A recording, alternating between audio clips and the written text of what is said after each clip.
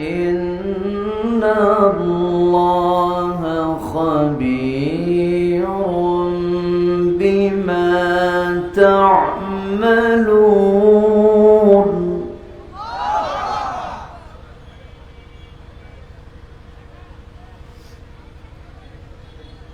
ولا تكونوا كالذين نسوا الله فأنساهم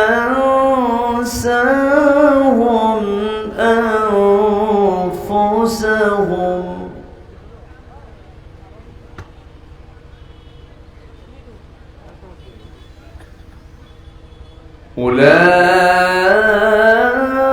أولئك هم الفاسقون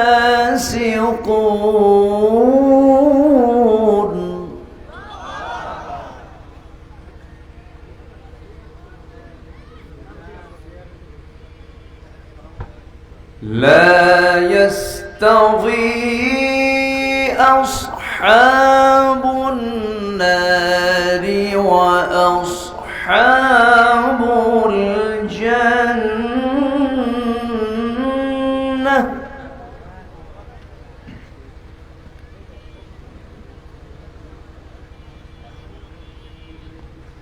أصحاب الجنة هم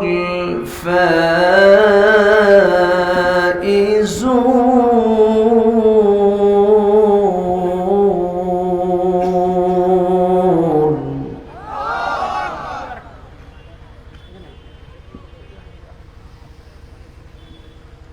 لو أنزلنا هذا القرآن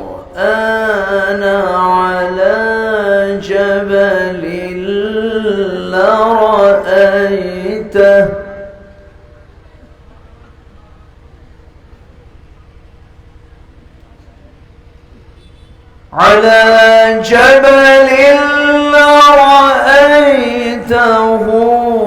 خاشعا متصدعا من خشية الله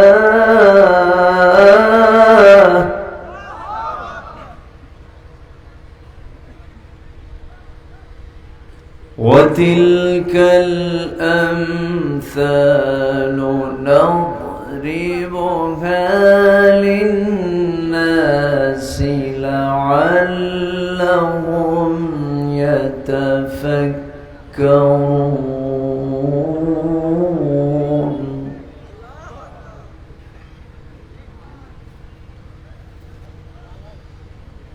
الله أكبر بسم الله الرحمن الرحيم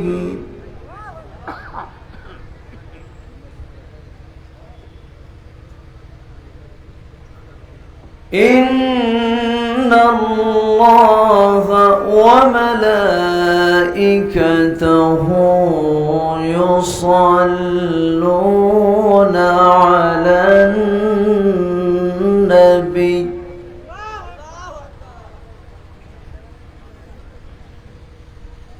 يا أيها الذين آمنوا صلوا عليه وسلموا تسليما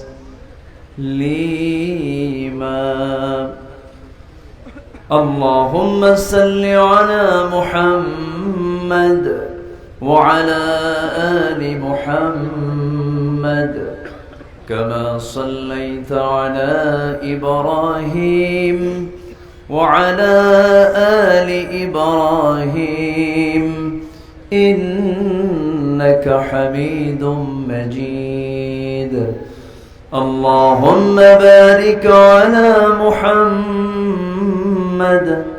وعلى آل محمد كما باركت على إبراهيم وعلى آل إبراهيم إنك حميد مجيد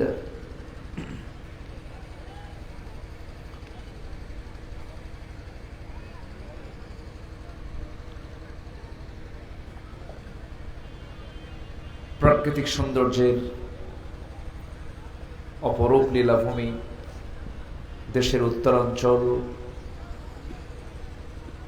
রাজশাহী জেলার বাগমারা উপজেলার Taherpur Jamgram high school মাঠে অনুষ্ঠিত মাহফিল ইন্তেজামি কমিটি কর্তৃক আয়োজিত 17 বৈশাখ 30 এপ্রিলে অনুষ্ঠিত ষষ্ঠ বার্ষিকী তাফসীরুল কোরআন মাহফিল 2024 মহৎ আয়োজনের সম্মানিত সুযোগ্য সভাপতি তাহিরপুর কামিল মাদ্রাসার অনারেবল প্রিন্সিপাল মাওলানা সাইদুর রহমান, আজকের এই মহৎ আয়োজনের সম্মানিত অনারেবল চিফ গেস্ট, প্রধান অতিথি তাহিরপুর পৌরসভার বারবার নির্বাচিত এক্স মেয়র, রাজশাহী 4 নির্বাচনী আসনের মাননীয় সংসদ সদস্য অধ্যক্ষ আবুল কালাম আজাদ সাহিব, কথা বলেছেন আমার পূর্বে নন্দিত আলেমে দ্বীন মুফতি নাসির বিন আসগর তৈয়বী হাফিজাহুল্লাহ, উপস্থিত হাজরাত উলামায়ে কেরাম, ফদলায়ে ইজম, সুশীল সমাজ, জাতির শ্রেষ্ঠ সন্তান, শিক্ষক মণ্ডলী, জাতির বিবেক, সাংবাদিকবৃন্দ, সামনে উপস্থিত আজকের মাহফিলের প্রধান আকর্ষণ, যাদেরকে নিয়ে আজকের এই সাজানো গোছানো বর্ণাঢ্য আয়োজন, তাওহীদের পতাকাবাহী, কালেমার ঝান্ডাবাহী, দ্বীন ইসলামের নরসারদুল বীর মুজাহিদ, প্রাণ প্রিয় সম্মানিত দ্বীনি ভাইরা, আড়ালে বসে আছেন শ্রদ্ধেয়া সম্মানিতা মা বোনেরা। আলোচনার সূচনায় আনুষ্ঠানিকতার মধ্য দিয়ে আমার পক্ষ থেকে আবারও দিল খোলা সালাম, আসসালামু আলাইকুম ওয়া রাহমাতুল্লাহি ওয়া বারাকাতুহু। সালামের জবাব খুব দুর্বল মনে হলো। আসসালামু আলাইকুম ওয়া রাহমাতুল্লাহ। সবাই কেমন আছেন? আমাকে উল্টা প্রশ্ন করলেন, যেহেতু মহাব্বতের লক্ষ্য, আল্লাহ তাআলা আমাকে আপনার মতোই আপনার কাতারেই রেখেছেন। বলছি আলহামদুলিল্লাহ। বৈশাখের এই গ্রীষ্মের খড়তাপে, প্রচণ্ড তাপদাহে প্রাণ যখন অষ্টাগত, ঘর্মাক্ত শরীর নিয়ে যখন আমরা ক্লান্ত শ্রান্ত দেহটাকে স্বস্তি দেওয়ার জন্য ধীরে ধীরে বিছানার দিকে যাব, ঠিক সেই মুহূর্তে আমরা বসে আছি কোরআনের টানে, জান্নাতের বাগানে। যিনি এমন তৌফিক দিলেন, সেই মহান রবের শানে বলে উঠছি আলহামদুলিল্লাহ। আবারও বলছি আলহামদুলিল্লাহ। চিৎকার মেরে বলছি আল্লাহুম্মা ইন্নী আসআলুকা আল হুদা ওয়াত তুকা ওয়াল আফাফা ওয়াল গিনা।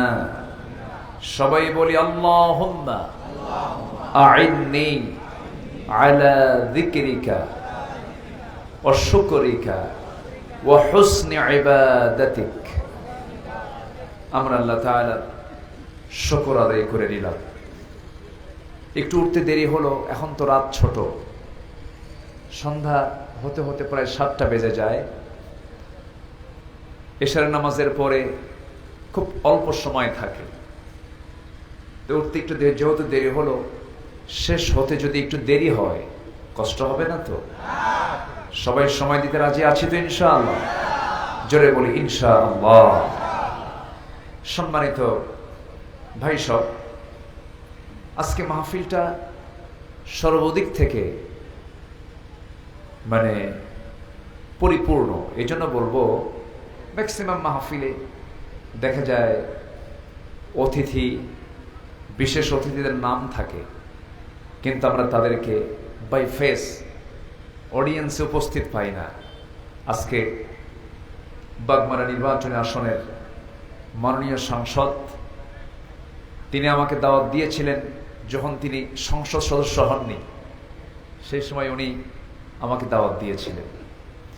আজকে আল্লাহ তাআলা তাকে এমন সম্মান ইজ্জত তাকে দান করেছেন, তিনি পাশে বসে আছেন। আজকে পোস্টারে লিখিত সব মেহমান মাহফিলে হাজির। বলি আলহামদুলিল্লাহ, জোরে বলি আলহামদুলিল্লাহ। সম্মানিত উপস্থিতি, যিনি আমার বাম পাশে বসা আছেন তিনিও একজন শিক্ষাবিদ, যিনি আমার ডান পাশে বসে আছেন তিনিও একজন শিক্ষাবিদ। দুজনই প্রিন্সিপাল, মাঝখানে তো আমি কিছুই না। আমি তো ভাঙ্গাচোরা মানুষ, এলেম শূন্য মানুষ। তো যদি কিছু কথা বলতেই হয়, আমি তো আমার নিজের মন গড়া কোনো কথা বলবো না। কোরআন থেকে, কোরআনকে সামনে রেখে কিছু কথা বলতে চাচ্ছি। কোরআন যা বলে মিথ্যা বলে না সত্য বলে?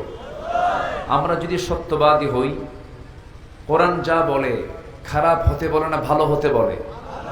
ভালো হতে বলে। আমরা যদি ভালো হই তাহলে কথাগুলো আমাদের ভালো লাগবে। যদি আমরা মিথ্যার আশ্রয় না নেই, মিথ্যাবাদী যদি না হই, তাহলে এই সত্য কথাগুলো আমাদের কাছে তিক্ত মনে হবে না, আমাদের কাছে প্রিয় মনে হবে। আর যদি মিথ্যাবাদীদের যদি মিথ্যাবাদিতার সাথে যদি আমার সম্পর্ক থাকে, যদি আমি আল্লাহ তাআলার নির্দিষ্ট পন্থা অবলম্বন না করে যদি অন্য কোনো পন্থা অবলম্বন করি, তাহলে কোরআনের কথাগুলো ভালো লাগবে না। তো আমরা কোরআন যা বলে আমরা সবাই মানার জন্য শুনতে রাজি আছি তো ইনশাআল্লাহ? জোরে বলি ইনশাআল্লাহ। সম্মানিত ভাইয়েরা, কোরআনে কারীমে আল্লাহ তাআলা, আমি যতটুকু ভাঙ্গাচোরা স্টাডি করেছি,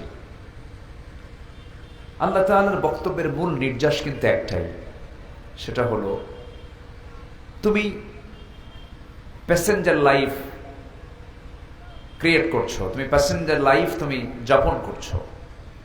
ধরেন আপনি ঢাকা যাবেন, বাগমারা অথবা আপনি পুঠিয়া স্টেশনে গিয়ে আপনি দাঁড়ালেন, একটা বাসে উঠবেন। এই বাসে ওঠার আগ পর্যন্ত যে যাত্রী ছাউনি আছে, যাত্রী ছাউনিতে বসে থেকে অবস্থায় আপনি কি ভাববেন যাত্রী ছাউনি আপনার স্থায়ী বাড়ি? আসতে পারে মনে হবে এরকম? আপনি কি মনে করতে পারেন? যাত্রী ছাউনিতে আমি ততক্ষণ আছি যতক্ষণ না বাসটা না আসে।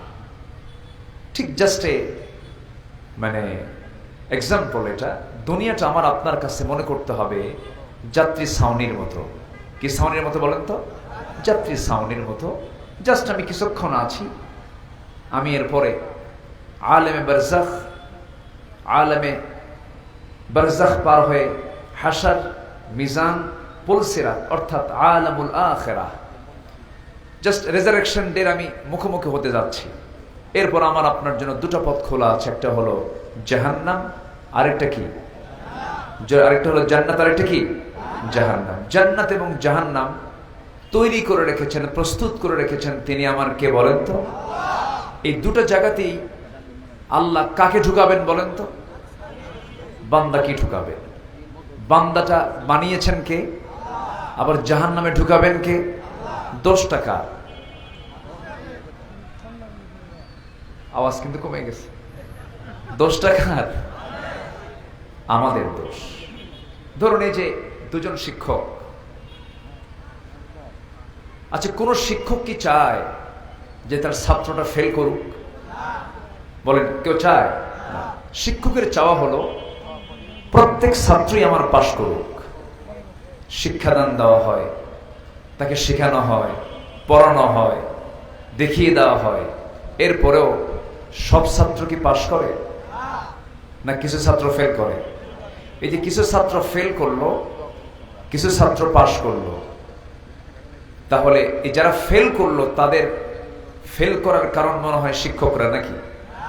শিক্ষকদের কি কোনো দোষ দেওয়া যাবে এখানে?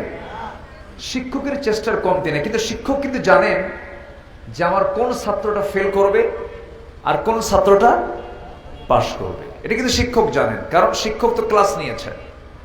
ঠিক তেমনি আল্লাহর ইলমে এটা আছে যে কে ফেল করবে, কে জান্নাত পাবে আর কে জান্নাত পাবে না, এটা আল্লাহ জানেন। কিন্তু পরীক্ষা তো বান্দা দেবে,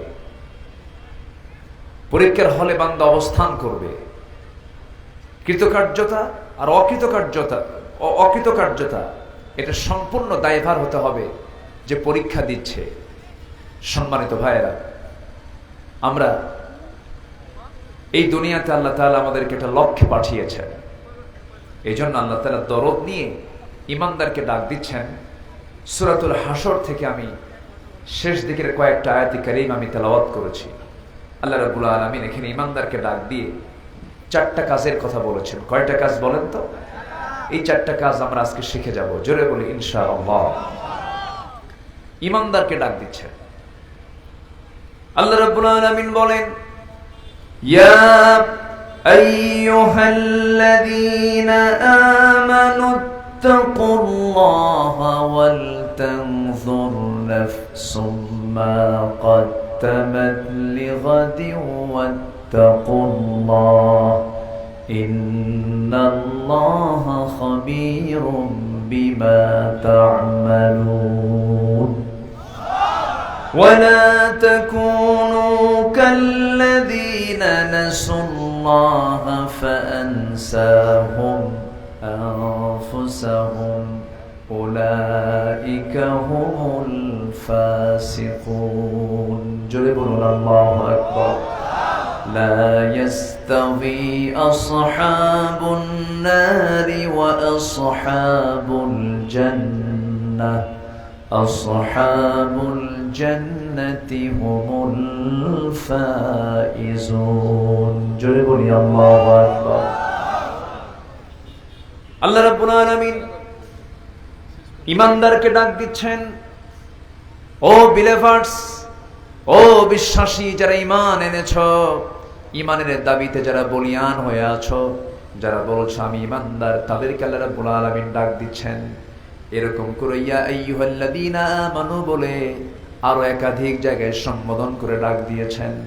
আবার ইয়া আইয়ুহাল ইনসান বলেও ডাক দিয়েছেন, ইয়া আইয়ুহান নাস বলেও ডাক দিয়েছেন।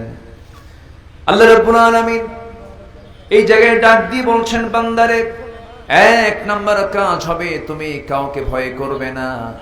জীবন চলাচলে জীবনের সকল জায়গায় তোমার দায়িত্ব হলো ভয় করতে হবে একমাত্র কার? আসতে বলবেন না, কার? আল্লাহর ভয় তোমরা করো। আল্লাহর ভয় মানে হলো বান্দা তুমি চলতে নিয়া তোমার লাইফ স্টাইল, তোমার জীবন পদ্ধতি, তোমার গোটা জীবনের যে কর্ম পদ্ধতি, এটাকে পরিচালনা করতে গিয়া কারো হুকুম, কারো আইন কানুন মেনে চলা যাবে না।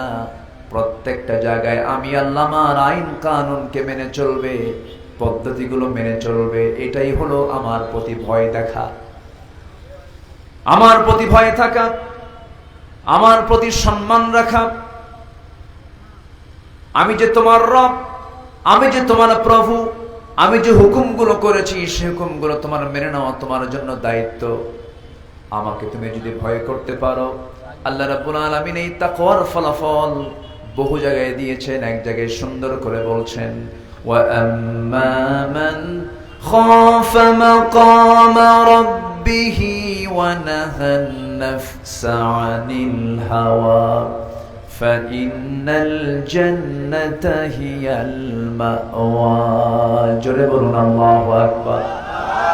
আল্লাহ রাব্বুল আলামিন বলেন, যার দিলের মাকামে আমার ভয়টা ইস্তেকামাত হয়ে যাবে, আমার ভয়টা বদ্ধমূল হয়ে যাবে, আমি আল্লাহ রাব্বুল আলামিন ঘোষণা করছি, যারা নফসের দাসত্ব না করে আমার গোলামি যারা করবে, আমি আল্লাহ রাব্বুল আলামিন 8টা জান্নাতের অন্যতম একটা জান্নাত, জান্নাতে মাওয়া আমি তার জন্য বরাদ্দ করে দেব।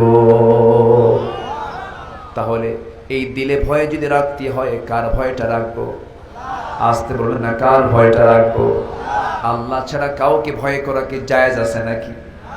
পৃথিবীর মানুষ কি মানুষকে ভয় করতে পারে? মানুষ ভয় করবে কাকে? আসতে বলবেন না, কাকে? সবচাইতে আমাকে বড় পুরস্কার দিতে পারেন তিনি কে?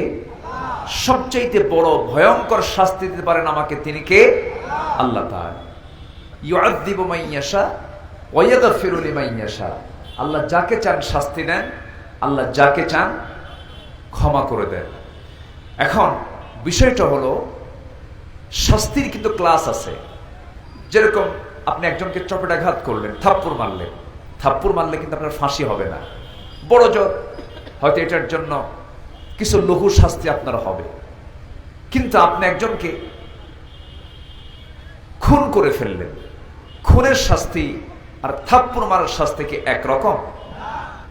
একরকম না। শাস্তিও কি একরকম না। তো জাগতিক জীবনে বান্দা যার নাম, তার কিছু ভুলভাল হবে, তার কিছু ভুল হয়ে যাবে, ঘটে যাওয়া কিছু ভুল হবে, এটা বান্দার বৈশিষ্ট্য। এটা ফেরেশতার কোনো ভুল হবে না। ফেরেশতার ভুল করার কোনো যোগ্যতাও আল্লাহ দেন নাই। ফেরেশতার ভিতরে কোনো কামনা বাসনা দেননি। সম্পদের মোহ, তারপরে যৌবনের মোহ, নারীর প্রতি টান, অর্থের প্রতি টান, এগুলো ফেরেশতাকে দেওয়া হয়নি। কিন্তু এটা আছে বান্দার মধ্যে। এটা দিয়েছেন কে? আসতে বলবেন না, দিয়েছেন কে? আল্লাহ তাআলা। দেওয়ার কারণে বান্দার কিছু ভুল হতে পারে, ভুল হবে। কিন্তু আল্লাহ বলছেন, বান্দা তুমি কি জানো, তোমার ভুল হয়ে যাবে, কিন্তু ভুলটা যদি হওয়ার সঙ্গে সঙ্গে তুমি যদি আমার কাছে তওবা করে মাফ চাও, আমি তোমাকে মাফ করে দেব। আস্তে কয় সুবহানাল্লাহ। এবং আল্লাহ তাআলা এত দয়ালু যে দুনিয়ার কোন থানায় তোমার নামটা একবার যদি কালো তালিকায় ওঠে, আমৃত্যু তুমি যদি জগতের সেরা মানুষও হয়ে যাও, ভালো মানুষও হয়ে যাও, থানার তালিকায় কিন্তু তোমার নামটা কালো তালিকা থেকে বাদ যায় না।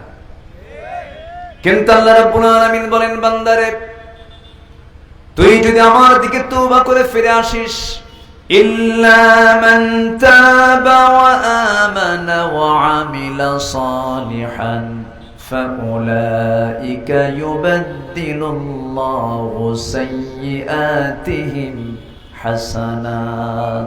জোরে বলুন আল্লাহ, জোরে বলুন আল্লাহু আকবার। যারা তওবা করবে, ঈমান আনবে এবং আমলে সালেহ করবে, ঈমানটাকে আল্লাহ রাব্বুল আলামিন মাঝখানে দিয়েছেন। কারণ আপনি যদি ফিরেই না আসেন, ঈমান তো আপনার থাকবে না। আল্লাহকে তওবার কথা বলেছেন এবং তওবা নামে একটা সূরা আছে না নাই? বলে আছে। যদি বান্দা তুমি তওবা করে ফিরে আসো, চুরি করেছে আর জীবনে চুরি করব না, জিনা করেছে আর জীবনে জিনা করব না, মিথ্যা সাক্ষী দিয়েছি, মিথ্যা কথা আর জীবনে বলবো না, সাক্ষী আর দেব না, বান্দার হক নষ্ট করেছে, বান্দার হক আর নষ্ট করব না, ধোঁকা দিয়েছে জীবনে আর ধোঁকাবাজি করব না, মামলার রায়টা উল্টায় দিয়েছি, আমার নিজের মন মতো করেছে আর জীবনে এগুলো করব না। ও আল্লাহ, তোমার পথে আমি ফিরে আসলাম। চোখের পানি বান্দা তুমি যদি ফেলে যদি তওবা করতে পারো, আল্লাহ বলেন, বান্দা তোর চোখের পানি যদি তওবার মধ্য দিয়ে আমার কাছে আসে, যদি 7 সমুদ্রের পানি দিয়া জাহান্নাম কখনো নিভাতে পারবি না, কিন্তু তোর 1 ফোঁটা চোখের পানি আমার ভয়ে যদি তুই কাঁদতে পারিস, 7টা জাহান্নামের আগুন আমি তোর 1 ফোঁটা চোখের পানি দিয়ে মুছাইয়া দেব, নিভিয়ে দেব। আমি তোকে জান্নাত দেব এবং তোর সমস্ত সাইয়্যাতকে, গুনাহগুলোকে হাসানাত দিয়ে মিটাইয়া দেব। আল্লাহু আকবার বলেন। এটা কি আমার কথা, মোল্লার কথা না আল্লাহর কথা? আল্লাহর কথা। শর্ত হলো ফিরে আসতে হবে। কার পথে? আসতে বলবেন না, কার পথে? ফিরে আসার পথ এখন আমাদের সামনে বন্ধ আছে না খোলা আছে? মরার পরে আসতে বলেন, মরার পরে বন্ধ, মরার পরে আর সুযোগ পাবেন না। অতএব খোলা থাকবে ততক্ষণ কি জীবিত আছি, যতক্ষণ আমাকে ফিরে আসতে হবে। তাহলে ভয় করব আমরা প্রথমে কাকে বলেন তো? আসতে ভয় করব কাকে? আমার জীবনের সকল কাজকর্মের 1 নম্বর রাজসাক্ষী কে? আসতে বলে রাজসাক্ষী কে? দিনের আলোতে মানুষও দেখে, আল্লাহও দেখেন। রাতের আধারে মানুষ দেখে, কিন্তু কে দেখেন? সন্দেহ লাগে নাকি আপনাদের? দিনের আলোতে আল্লাহ যা দেখেন, রাতের আধারেও তাই দেখেন। আমার জীবনের সবচাইতে বড় রাজসাক্ষী যদি আমি আল্লাহকে মানাতে পারি, আমার দ্বারা চুল পরিমাণ পাপ কাজ করার কোনো সুযোগ আমার হবে না, ঠিক কি না? অতএব আল্লাহকে রাজসাক্ষী বানানোই হচ্ছে আল্লাহর ভয়। আজকে সমাজে হালাল কাজের পরিমাণ বেশি না হারাম কাজের পরিমাণ বেশি? মানবতার পরিবেশ বেশি না হিংসার পরিবেশ বেশি? হিংসা। শিক্ষিত লোকের মাঝেও হিংসা, মূর্খের মাঝেও হিংসা। হিংসা ছাড়া আমার দেশে হিংসারই আবাদ হয়, মানবতার আবাদ নেই বললেই চলে। একজন ভালো চলে, আরেকজন দেখতে পারে না, জলে জলে। আছে না নাই? একজন উপরে উঠতে নিচ্ছে, তাকে কেমনে নিচে নামায় দেওয়া যায় হাজারো চেষ্টা চালায়। হিংসার ফলাফল জান্নাত না জাহান্নাম? রাসূল বলেছেন এগুলো হলো আত্মার রোগ, নফসের রোগ আছে মেলাগুলো। এর মধ্যে অন্যতম রোগ হলো হিংসা।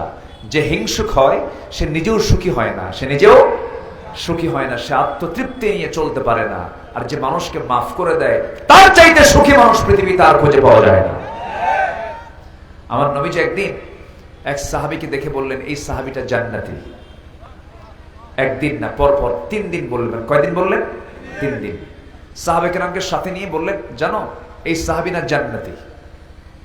দ্বিতীয় দিন আবার বললেন, এই সাহাবীটা জান্নাতি। তৃতীয় দিন আবার বললেন, এই সাহাবীটা জান্নাতি। আমার নবীজির এই কথা শুনে সাইয়েদনা ওমর ফারুক রাদিয়াল্লাহু তাআলা আনহু তিনি ভাবলেন, আহারে রাসূল তো আমার শানে বলেন না, রাসূল তো অমুকের শানে বলেন না, আমার শানে না বলে এই সাহাবীর শানে পরপর 3 দিন বললেন, আমলটা কি? উনি কাঁদতে কাঁদতে চলে গেছেন তার বাড়িতে। গিয়ে বললেন, ভাইরে নবীজি তোমার জান্নাতের সুসংবাদ এতগুলো সাহাবীর সামনে পরপর 3টা দিন বলে দিলেন, তুমি কি এমন আমল করো আমাকে শেখায় দাও। এবার তিনি বলছেন, ভাই ওমর আপনার সঙ্গে কি আমার কোনোদিন তুলনা হয় নাকি? আপনি তো জান্নাতের আরেক সুসংবাদ প্রাপ্ত সাহাবী। কিন্তু রাসূল জামার শানে বললেন, কেন বললেন, কি জন্য বললেন আমি নিজেও জানি না, তবে আমার অনেকগুলো ভাঙ্গা চূড়া আমলের মধ্যে একটা আমল হলো, আমি যখন রাতের বেলা ঘুমাতে যাই, ঘুমানোর পূর্বে আমি যে দোয়াটা পড়ি, সেই দোয়া পড়ার পূর্বে আমি চিন্তা করি, এই যে সকাল থেকে রাত পর্যন্ত কত লোকের সঙ্গে আমি চলাফেরা করলাম, লেনদেন করলাম, কথাবার্তা বললাম, এই চলাফেরার মাঝে যতগুলো ভুল করে ফেলেছি, যত অপরাধ করে ফেলেছি, এর জন্য আমি আল্লাহর কাছে মাফ চাই। এবং যার প্রতি যত রাগ ক্ষোভ, যত গোস্বাগুলো আছে, আমি প্রত্যেক মানুষকে নিজের পক্ষ থেকে মাফ করে দিয়ে ঘুমায়া পড়ি। আমার মনে হয় আল্লাহ তাআলা এই জন্যই রাসূলকে দিয়ে আমাকে এই সংবাদটা পাঠায় দিয়েছে। যে মানুষকে মাফ করতে জানে, আল্লাহ তাকে মাফ করতে জানেন। সুবহানাল্লাহ বলবেন না? আপনি প্রতিশোধ নেবেন, প্রতিশোধের মজা হলো কিছুক্ষণ। আপনি মাফ করে দিবেন, মাফ করার মজা হলো আজীবন। কিন্তু আমরা তো তা করি না, আমরা তা বুঝি না। আমরা প্রতিশোধের আগুনে দাউ দাউ করে জ্বলি, কেমনে ওরে শেষ করে ফেলবো, কেমনে ওর ক্ষতি করব। আমি কোরআন হাদিস যতটুকু পড়েছি, গোটা কোরআনে আল্লাহ তাআলা যত হুকুম দিয়েছেন, এর মধ্যে সবচেয়ে আমার কাছে মনে হয় সবচেয়ে শ্রেষ্ঠ কাজ হলো যে মানুষের কল্যাণে পাশে দাঁড়াতে পারে। খায়রুন নাসি মান ইয়ানফাউন নাস। কিন্তু আজকে আমরা এই মহৎ কাজ থেকে নিজেকে গুটিয়ে রেখেছি। দিন দিন মামলার পরিমাণ কমছে না বাড়ছে? এ তো নিয়ামতের লক্ষণ, তাই না? আসতে করে মামলার পরিমাণ কমছে না বাড়ছে? বাড়ছে। মামলা করা কি এটা কি মহব্বতের লক্ষণ? আমার বন্ধুগণ, কথাই তো কথা বাড়ে, হিংসার ফলাফল হলো রাসূল বলেছেন, ক্বালা ইয়াকুম ফিল হাসাদ ফাইনাল হাসাদা ইয়াকুলুল হাসানাত। কামা তাকুলুন নারাল হাতাব, তোমরা হিংসা থেকে নিজেকে গুটিয়ে রাখো। আগুন কাঠখণ্ডকে যেমন জ্বালিয়ে পড়ে ভস্ম করে দেয়, ছাই বানায় দেয়, তেমন হিংসা মানুষের সমস্ত নেক আমলকে জ্বালিয়ে পড়ে ছাই করে দেয়। অনেকদিন আগে এক মুরব্বীর কাছ থেকে একটা উদাহরণ শুনেছিলাম। গ্রামের মুরব্বী, যারা বয়স্ক মুরব্বী, তাদের কাছ থেকে অনেক চমকপ্রদ কিছু সুন্দর কথা শোনা যায়। তো কোন এক বেচারি যুবক বিয়ে করবে। আগের যুগে তো বিয়ে করতে যেত ঘোড়ায় চড়ে বিয়ে করতে যেত। তো ঘোড়ায় চড়ে বিয়ে করতে যাবে, গ্রামের এক প্রবীণ মুরব্বীর একটা ঘোড়া আছে। তো তাকে গিয়ে বললো যে, চাচা, আমার অমুক দিন বিয়া, ঘোড়াটা কি দেওয়া যাবে? তো মুরব্বী, বয়স্ক মানুষ, বেচারি খেপে গিয়ে বলছে, আমি তোরে কোনো ঘোড়া দেবো না, তুই যা। তো ঘোড়া না দেওয়ার স্বীকৃতি যখন দিয়েছে, ছেলেটার মনটা খারাপ হয়ে গেছে, যুবকের মন খারাপ হয়ে গেছে। তো কদরের রাত্রিতে নামাজ পড়তে গেছে। তো নামাজ শেষে দোয়া শুরু করছে হুজুর। দোয়ার মধ্যে এই যুবকটা বলতেছে, আল্লাহ, এই কদরের রাত্রে তোমার কাছে আমার কোনো দোয়া নাই, শুধু একটা দোয়া, বুড়ার যেন ঘোড়া মরে। বুড়ার জন্য কি মরে? ঘোড়া মরে। দোয়াটা কইরা চলে আসছে বাড়িতে। বাড়িতে এসে দেখে ওর মার চোখে পানি। মা কান্দে। কে মা, তুমি কান্দো কেন? কে বাবা, তোর গরুটা মরে গেছে। কথা কি বুঝতেছেন আপনারা? তাহলে দোয়া করলো কি মরার জন্য? কিন্তু মালাকুল মউত ঠিকই আসছে, কিন্তু মরল কি ঘোড়া না কি মরল? কার গরু মরছে? যাই দোয়া করছে তার। Just example. আপনি অপরের জন্য যা চাবেন, যদি কল্যাণ চান, এটা আপনার জন্য কল্যাণ হবে। অপরের জন্য অকল্যাণ চাবেন, আপনার জন্য সে অকল্যাণ বয়ে আসবে। হারাম দিকে যাব না আমরা। হারামের কোনো বরকত নেই। একটা হাদিসের ব্যাখ্যায় পড়লাম, সুদের গড়া সম্পদের মেয়াদ হলো 40 বছর। ঠিক সই নয়। হারাম কখনো টিকে না, অন্যায় কখনো টিকে না, জুলুম কখনো টিকে না। সম্মানিত ভাইয়েরা, সাদ্দাত দুনিয়ায় কল্পিত জান্নাত বানিয়েছিল জুলুম করে। সাদ্দাত কি তার কল্পিত জান্নাতের মধ্যে পা রাখতে পেরেছিল? পারেনি। ফেরাউন চেয়েছিল মুসা আলাইহিস সালামকে তার সদল বলে দরিয়ার ভিতরে পানিতে চুবায়া মারতে। পেরেছিল? পারেনি। কারণ এগুলো জুলুম। এগুলো কি বলেন? জুলুম। নমরুদ চেয়েছিল ইব্রাহিম আলাইহিস সালামের তাওহীদি এই আন্দোলনকে নিভিয়ে দেওয়ার জন্য, পারে নাই। নমরুদের জন্য বরাদ্দ ছিল হলো ন্যাংরা মশা। আস্তে কোন কেন? ফেরাউনের জন্য বরাদ্দ ছিল হলো নীল দরিয়া। আজকের সমাজেও যারা জুলুম করে, অত্যাচার করে, কোন কিছুর সফলতার মুখ দেখতে চান, শিক্ষা নিন ফেরাউনদের ইতিহাস থেকে। 1600 বছর হায়াত পাওয়ার পরেও, 1600 বছর এই বিশাল জিন্দেগি পাওয়ার পরেও আল্লাহ ফেরাউনকে ধরেছেন 1600 বছরে কয়দিন? আসতে বলবেন না, কয়দিন? একদিন ধরেছেন। সম্মানিত ভাইয়েরা, হারাম কোনো পথে যাব না, জুলুমের পথে যাব না। হারামের তো কোনো আরাম নাই। হারামের কোনো আরাম নাই। একটা প্রবাদ আছে, যে দামে কেনা সে দামেই বেচা।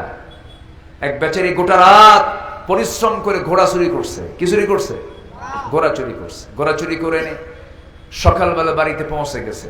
ছেলেকে ডাক দিয়ে বলে, বাবা, আমি তো গোটা রাত কষ্ট করে ঘোড়াটা চুরি করে আনলাম, আমার চোখে প্রচুর ঘুম, তুমি একটু ঘোড়াটা বিক্রি করে বাড়িতে আসো। তো ছেলেকে দায়িত্ব দিয়েছে, ছেলে ঘোড়া বিক্রি করতে গেছে। বিক্রেতা এসে বলতেছে, ভাই, ঘোড়ার দাম কত? কত? ঠিক আছে, তোমার দামটা আমি দেবো, কিন্তু ঘোড়া তো আমার একটু দেখা দরকার। একটু চড়ি ঘোড়া, একটু দাবড়াই। তো ঘোড়ার পিঠে চড়ে দাবড়ানো শুরু করছে। যে ক্রেতা ঘোড়াটা নিয়ে ওই যে দাবড়ান শুরু করছে, আর সে আর ফেরত আসে না। এক বিকাল চলে গেছে, আর ফেরত নাই। ছেলেটা বিকাল বেলা বিক্রিত করতেই পারলো না, চলে আসছে বাড়িতে ব্যর্থ হৃদয় নিয়ে। বাবা ঘুম থেকে উঠে বলতেছে, বাজান ঘোড়ার দাম কত? ঘোড়া কত দিয়ে বেচলে? কাব্বা, যে দামে কেনা সেই দামেই বেচা। যে দামে কেনা সে দামেই বেচা। অন্যায় করে, অন্যায় পথে থেকে আমি আপনি টিকতে পারবো না। এটা আমার কথা নয়। কার কথা? আসতে বলবেন না, কার কথা? আল্লাহর কথা। ফেরাউন টিকতে চেয়েছিল, নাম কিন্তু তারও কোরআন শরীফে আসছে। কোরআন মজিদে তার নাম আছে না নাই? আছে। কোরআন মজিদে অনেক নবীর নাম বাদ পড়ে গেছে। লক্ষ পয়গম্বর আল্লাহ রাব্বুল আলামিন দুনিয়াতে পাঠিয়েছেন, মাত্র 25 জন নবীর নাম কোরআনে উল্লেখ আছে। নবিয়্যিন বলে সম্বোধন করেছেন আল্লাহ, সিদ্দিকিন বলে সম্বোধন করেছেন আল্লাহ। কিন্তু মাত্র 25 জন নবীর নাম আছে, কিন্তু ফেরাউনের নামটা কোরআনে আছে, হামানের নামটা কোরআনে আছে। আমার বন্ধুগণ, কোরআনে কারীমের ভিতরে নমরুদের নাম, নমরুদের ইতিহাস, ফেরাউনদের নাম, ফেরাউনদের ইতিহাস আল্লাহ রাব্বুল আলামিন কোরআনে কারীমের মধ্যে উল্লেখ করেছেন। কিন্তু আপনি গোটা দুনিয়া জুড়ে দেখবেন প্রত্যেক পিতা তার সন্তানের নাম মুসা রাখে, কিন্তু ফেরাউন রাখে না। ঠিক কি না? ইব্রাহিম রাখে, কিন্তু নমরুদ রাখে না। মুহাম্মদ রাখে, কিন্তু আবু জেহেল রাখে না। তারাও কিন্তু দাপটে কম ছিল না, তাদের কিন্তু সমাজে কম প্রভাব ছিল না, কম দাপট ছিল না, কম প্রভাব বিস্তার তারাও করে নাই, কিন্তু কেউ তাদের নাম মোহাব্বত নিয়ে রাখে না। আমার বন্ধুগণ, এই বাংলার ইতিহাসে মীর জাফরের নাম আছে না নাই বলেন? আপনি বাংলার ইতিহাস যখন পড়তে যাবেন, মীর জাফরের নামটা পড়বেন, আপনি লিখবেন, আপনি আবার সিরাজউদ্দৌলার নামটা আপনি লিখবেন। কিন্তু মীর জাফরকে মানুষ মোহাব্বত করে না ঘৃণা করে? বলেন, কি করে? কি করে? ঘৃণা করে। কেন? এর কারণটা কি? এর মূল কজটা কি? এর মূল কজ ছিল হলো, মীর জাফর ছিল হলো একজন মুনাফিক চক্রের অন্যতম হোতা। সে ছিল স্বজাতি বিদ্বেষী একজন মানুষ।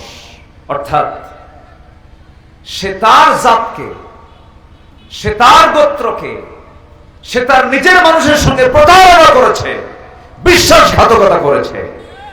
এই জন্য ইতিহাসে তার নামটা আছে সুনামে না কুনামে? মানে সুনামে না কুনামে? ভাইরে, দুনিয়ার জনপ্রিয়তা দিয়ে কি করবেন? দুনিয়ার কিছু সুখ শান্তি আর জনপ্রিয়তা তো ক্ষণিকের। আমরা দুনিয়ার মানুষের কাছে জনপ্রিয় না হয়ে আসমানের বাসিন্দাদের কাছে আমরা জনপ্রিয় হব। জোরে বলি ইনশাআল্লাহ। আসমানের বাসিন্দা কারা বলেন? আল্লাহ তো আসেনি, বলেন কারা? বলেন ফেরেশতা। আল্লাহু আকবার। আমি কেন বললাম জানেন? আসমানের বাসিন্দাদের কাছে কেন জনপ্রিয় হব আমরা জানেন? কেমনে জনপ্রিয়তা অর্জন করব আমরা আসমানে?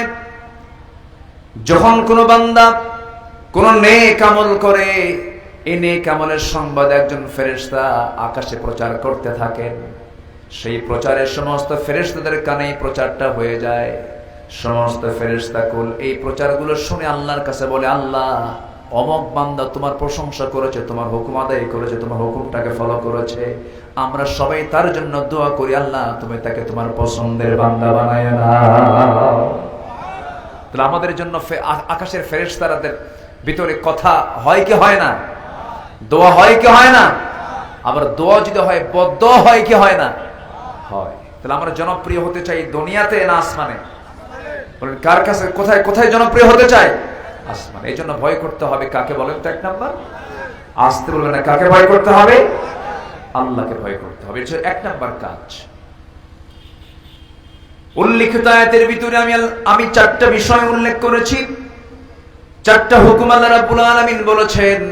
এর মধ্যে 1 নম্বর হলো তোমরা তাকওয়া অবলম্বন করো, আল্লাহকে তোমরা ভয় করো। আল্লাহ রাব্বুল আলামিন একই কথা এই জায়গায় সুন্দর করে বলছেন, ইয়া আইয়ুহাল্লাযীনা আমানুত্তাকুল্লাহা হাক্কা তুকাতিহি ওয়া লা তামুতুন্না ইল্লা ওয়া আনতুম মুসলিমুন।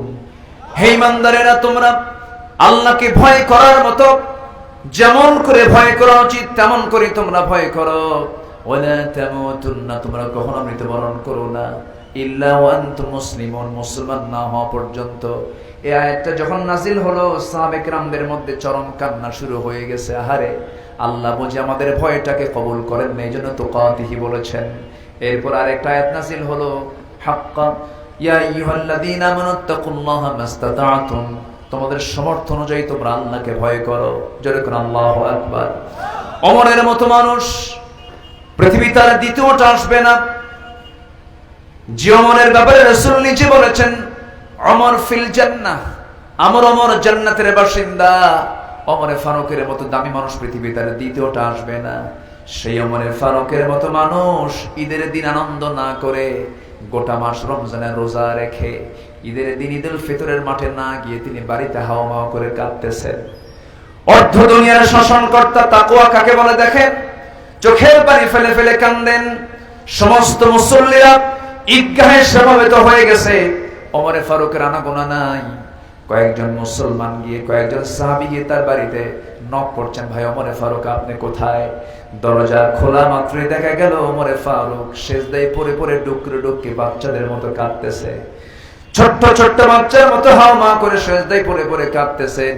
সালাম যখন তিনি ফিরলেন, প্রশ্ন করা হলো, আমিরুল মুমিনিন, হাজার হাজার মুসল্লি তারা ঈদগাহের মাঠে প্রস্তুতি নিয়েছে নামাজ পড়ার জন্য আপনার পেছনে, আপনি ইমাম, আপনি নাই, নামাজ বন্ধ হয়ে আছে, ঈদের নামাজ বন্ধ হয়ে আছে, আপনি কখন যাবেন? ওমরে ফারুক বলছেন, তোমরা আনন্দ করছো ভালো কথা, ঈদের দিনটা তোমরা পেয়েছো, আনন্দ করছো, হয়তো তোমরা সিগন্যাল পেয়েছো রমজানের মাধ্যমে আল্লাহ তাআলা তোমাদেরকে মাফ করে দিয়েছেন, কিন্তু এখন পর্যন্ত আমি আল্লাহর কাছ থেকে কোনো সিগন্যাল পাই নাই আল্লাহ আমার রমজানের মধ্য দিয়ে আমার গুনাহগুলো মাফ করেছেন কিনা। এটার নাম তাকওয়া। এটার নাম কি? তাকওয়া। আল্লাহকে সবচেয়ে কাছে টানতে হবে। ভাইরে, এই যে আমরা বসে আছি, আজকে দুপুরবেলা আমার খুব কাছের মানুষ, পাবনা ইসলামী আলিম মাদ্রাসার একজন প্রভাষক, বড় আলেমে দিন তিনি ছিলেন, মরহুম হয়ে গেছেন, এখন মাকবুর হয়ে গেছেন। দুপুরবেলা আমার আব্দুস শাকুর ভাই, আজকে তার সন্ধ্যায় তার জানাজা হয়েছে। বড় আলেম ছিলেন, লক্ষাধিক মানুষের জানাজার ঢল নেমেছে তার জানাজায়। আব্দুস শাকুর ভাই দুপুরবেলা দুনিয়া থেকে বিদায় নিয়েছেন, মাত্র 35 থেকে 47 বছর বয়স, একজন বড় শিক্ষাবিদ মানুষ। এই যে আমরা বসে আছি, আমার আবুল কালাম আজাদ ভাই, আমার সাইদুর রহমান ভাই এমপি মহোদয়, প্রিন্সিপাল মহোদয়, বসে আছি। এখান থেকে পার্শ্ববর্তী জেলা নাটোরের সিদ্দিকুর রহমান নাটোরি ভাই ছিলেন, দুনিয়া থেকে বিদায় নিয়েছেন। রেজাউল করিম কাউসারি সিরাজগঞ্জের একজন বক্তা ছিলেন, তিনি খুতবা দিচ্ছেন, তিনি আলোচনা করছিলেন, মাহফিলে কথা বলতে বলতে মাহফিলের লাশ হয়ে দুনিয়া থেকে বিদায় নিলেন। আমার বন্ধুগণ, তামিরুল মিল্লাত কামিল মাদ্রাসার ভাইস প্রিন্সিপাল একিউম সিফাতুল্লাহ রাহিমাহুল্লাহ বড় আলেমে দিন ছিলেন। বক্তৃতার মঞ্চে বক্তৃতা দিতে দিতে ওই ঘাড় মোটকে মঞ্চে দুনিয়া থেকে বিদায় নিয়ে চলে গেছেন, দুনিয়া থেকে বিদায় নিয়েছেন। এখনই মরে যাব আমি, মরে যাওয়ার সঙ্গে সঙ্গে সঙ্গে সঙ্গে ওই ঘরে ঢোকার মতো ক্ষমতা আমার আর থাকবে না। ওই ঘরের বাসিন্দারা আমাকে ঘরে তুলবে না, বারান্দায় জায়গা হবে না, ঘরের একটা কোনায়, বাড়ির একটা কোনায় চাদর একটা সুন্দর করে পর্দা দিয়া, চকিতে শোয়া দিয়া গোসল করায় দেবে সেলাইওয়ালা। ওটা বলবে, স্বামী রে, বিদায়ের সময় একটু বলে যাওয়ার চান্স দিলা না, কথা বলারও চান্স দিলা না। সন্তানগুলো হাওমাও করে কাঁদবে, গলা ভেঙে যাবে, টেনে হেঁচড়ে কবরের দিকে নিয়ে চলে যাবে, মরা মুখ সব দেখে দেখে চলে যাবে। এই যে কিছু কর, দিন শেষে বন্ধু তোর কেউ না, দিন শেষে বন্ধু আপনজন বলতে তোর কেউ নাই, আপনজন বলতে যদি কেউ থাকে তিনি আমার কে? এটা জোরে বলেন, তিনি আমার কে? সে আল্লাহ তাআলা আমার প্রকৃত বন্ধু। যখন আমার জন্ম হয় নাই, আমার কোনো অস্তিত্ব ছিল না, আমার আব্বা আম্মার তাদের সম্পর্ক হলো এক ফোঁটা পানি থেকে আল্লাহ তাআলা আমাকে বানায় দিলেন। আল্লাহ বলছেন, তুই কেমন করে অহংকার করিস? আল্লাহ রাব্বুল আলামিন বান্দাকে প্রশ্ন করছেন সূরা দাহারের ভিতরে, হাল আতা আলাল ইনসানি হিনুম মিনাদ الدهر لم يكن شيئا مذكورا ও বান্দা তোমার জীবনে কি এমন একটা সময় আসে না যে সময় তোমার কোনো অস্তিত্ব ছিল না, তোমার কোনো পরিচয় ছিল না? আমি তোমাকে পরিচয় দিয়েছি। তোমার মার পেটের ভিতরে আমি আল্লাহ জমাট রক্ত করে, ঝুলন্ত করে, মুদগা করে, আজমা করে, চামড়ার প্যাকেট দিয়া 3 মাস পূর্ণ করার পরে তার মধ্যে রূহটা সঞ্চার করে দিয়েছি। 4 মাস চলে গেছে, 5 মাস চলে গেছে, এরপর আমি তোমার জন্য তকদির নির্ধারণ করে দিয়েছি, রিজিক নির্ধারণ করে দিয়েছি, হায়াত মওতের সব কিছু নির্ধারণ করে দিয়েছি। এরপরে তোমাকে আমি আল্লাহ তাআলা নিজে তোমার মার পেটের ভিতরে, ডান হাতের আমলনামা কিন্তু মানুষকে ঠকানো নয়, ডান হাতের আমলনামা কিন্তু সুদের কারবার নয়। ডান হাতের আমলনামা হলো 1 নাম্বার হলো 5 ওয়াক্ত নামাজ পড়া। কার হক আদায় করা? আসতে বলবেন না, কার হক আদায় করা? আল্লাহ রাব্বুল আলামিন রাষ্ট্রীয় ক্ষমতা যারা পাবে, যাদের কণ্ঠবট আইন পাস হবে, আল্লাহ রাব্বুল আলামিন তাদের জন্য স্পেশাল আয়াত একটা দিয়েছেন। ও দুনিয়ার জীবনে যারা রাজত্ব পেয়েছো, যারা ক্ষমতা পেয়েছো, যারা পাওয়ার পেয়েছো, তোমাদের কাছে আমার 4টা হুকুম দিয়ে দিলাম। তোমরা যখন ক্ষমতা পেয়ে যাবে 4টা বিধান সমাজে চালু করে দেবে। আমি আল্লাহ তাআলা লা ফাতাহনা আলাইহিম বারাকাতিন মিনাস সামাই ওয়াল আরদ, আমি আল্লাহ তাআলা আসমান জমিনের সমস্ত বরকতের দরজা খুলে দেব। শুনবেন শুনবেন শুনবেন, আল্লাহ রাব্বুল আলামিন 4টা হুকুম বিল মা'রুফি ওয়া নাহাউ আনিল মুনকার ওয়ালিল্লাহি আকিবাতুল উমুর। জোরে বলুন আল্লাহু আকবার, বলি ইনশাআল্লাহ। এখান থেকে যেন আমরা একটা শিক্ষাও নিতে পারি, ঠিক আছে না? জি, আলহামদুলিল্লাহ। তাহলে আল্লাহ তাআলা বলছেন আমি যাদেরকে ক্ষমতা দেব তারা 4টা আইন সমাজে চালু করবে। একটা হচ্ছে আল্লাহর হক, কয় ওয়াক্ত নামাজ? আসতে বলবেন না, কয় ওয়াক্ত নামাজ? সবাইকে নামাজ পড়ি? আসতে, সবাইকে নামাজ পড়ি কি? বাৎসরিক, বাৎসরিক, মাসিক, সাপ্তাহিক? তাহলে ইয়ারলিও নয়, মান্থলিও নয়, উইকলিও নয়।